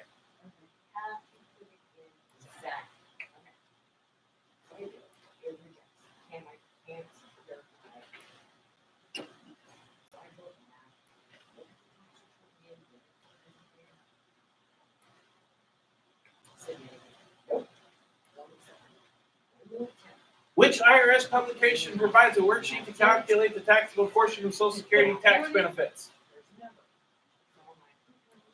I'm gonna just tell you it's 915 because I didn't talk about it. Which of the following is not a type of retirement plan? 401k, Roth, health savings account, 403b. Health savings account. Oh, wait, oh, yeah, that's right. Well, don't I feel bad? The answer's right there. It has nothing to do with it. It's talking about health. The stupid thing is that in some regards, the health savings account has some of the same rules. And so I can see where a confusion could come in. When determining the taxable portion of retirement distribution, which form is typically used to report distributions?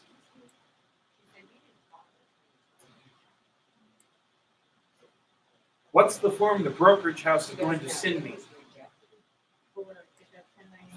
That's the 1099-R. I tightened up their wording.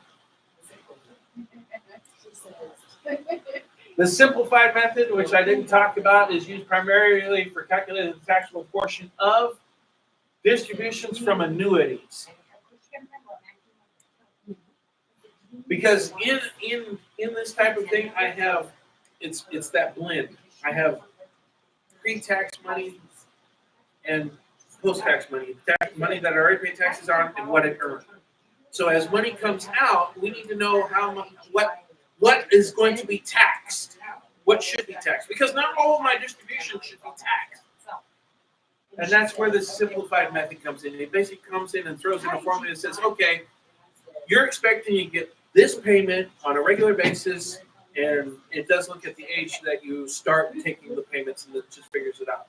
And so it says, okay, so on the simplified method, what we're going to do is that this is the amount of tax on the distribution that you'll receive, and so this is the way it's going to record it for the rest of your life, or until you run out of distribution.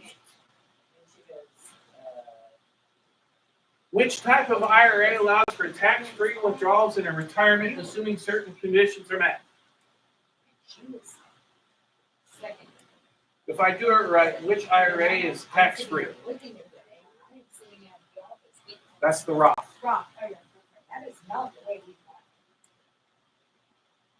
A direct transfer between retirement accounts is typically taxable, involves taking possession of the funds for a short period, is not a taxable event, requires withholding to be paid.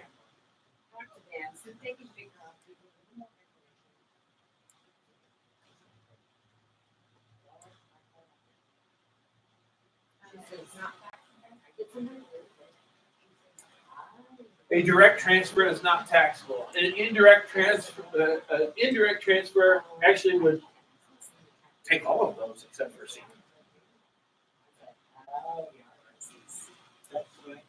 What is the penalty for an early withdrawal from a retirement account before age 59 and a half unless I have a good reason? So 10%. I know, I had 6, 10, and 50, right? 10 is the most common one. Okay. 50 is if I don't take enough. 6 is if I put too much in. If a taxpayer's combined income is below the base amount for the filing status, what portion of Social Security benefits is taxable? Oh, God, you left the door unlocked. Okay, So So, sit in my seat. this says if it's below the base amount. So I didn't make, I made what, 32,000 I was talking about on the merit. So I only made 27. So I haven't reached the base amount, tax-free. My benefits are tax-free. My other income's still taxed. My benefits are. Then we reach the first base amount, then I get this. And then I reach the second base amount and go beyond, or reach the second base and go beyond it, then we're here. It's never that. Which retirement plan is specifically designed for nonprofit organizations, public school systems, and certain ministers? That's the 403B. Well, when you couldn't file paper, they won't look at it for 6 weeks. Yeah, the computers are off. It doesn't matter whether you, it doesn't matter. It doesn't matter. Which IRA is specifically designed for small business owners and self-employed individuals?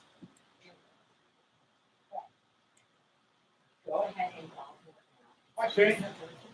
Kelly, how are you, bud? Not too bad.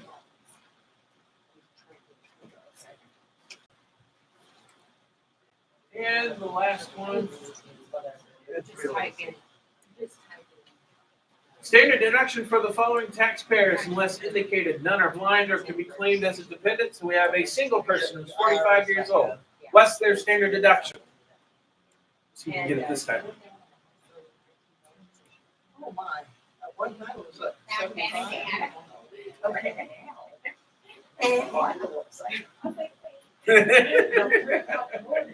13,850. To your married filing jointly who's 32 and 27 respectively. What's their standard deduction for 2023? Yep, 27.7. Hold on, man. Married filing separately, age 52, spouse itemized. What's his standard deduction? 0. That's here. It says using the tax tables. I'm not going to do that for you. That'll take forever. For a guy that is taxable and that made 9,000, has taxable income of $9,825, he's in the tax 10% tax bracket. They've started. Married filing separately, taxable income of $75,300. He owes $11,879 in tax. Yeah. So, guess who is following? Which of the following is an example of a deduction that can be itemized on Schedule A? Contributions to a Roth, alimony, charitable contributions, sale of personal assets. No, it's C. Schedule A, only charitable contributions. This is an adjustment to income. This is nothing. And this may or may not be Schedule D. Depends on whether or not I had a gain. Which should a taxpayer do if the spouse itemizes on a separate return? So, in the back door. They must itemize as well. When it's more advantageous for a taxpayer to itemize rather than taking the standard deduction, when the total of the itemized deductions is less than the standard deduction, when the taxpayer is a non-resident alien, when it is the total of itemized deductions exceeds the standard deduction, when all the taxpayer has no deductions at all. Cute little face. I will take that answer, but I know that they're looking for C specifically. But B is actually also a legitimate answer as far as I'm concerned, because they can't take the standard deduction. They have to. Standard deduction for a single filer in 2023. Can you get this one yet? I know. I put you on the spot. It's the same thing over and over again. It's already, I know what ours. Hopefully, because I won't be like, Yeah, she goes. whenever it comes down to 10. Right now, No, because you'll be taking it in a more quiet, comfortable environment with no real rush. You've also, first time I've had any kind of class or anything in like. Forever? No, Like literally, yes. Okay. I was doing it. Yeah. Tax for a head of household person with $175,000. You don't get to use the tax tables on this. You have to use something called the tax formulas.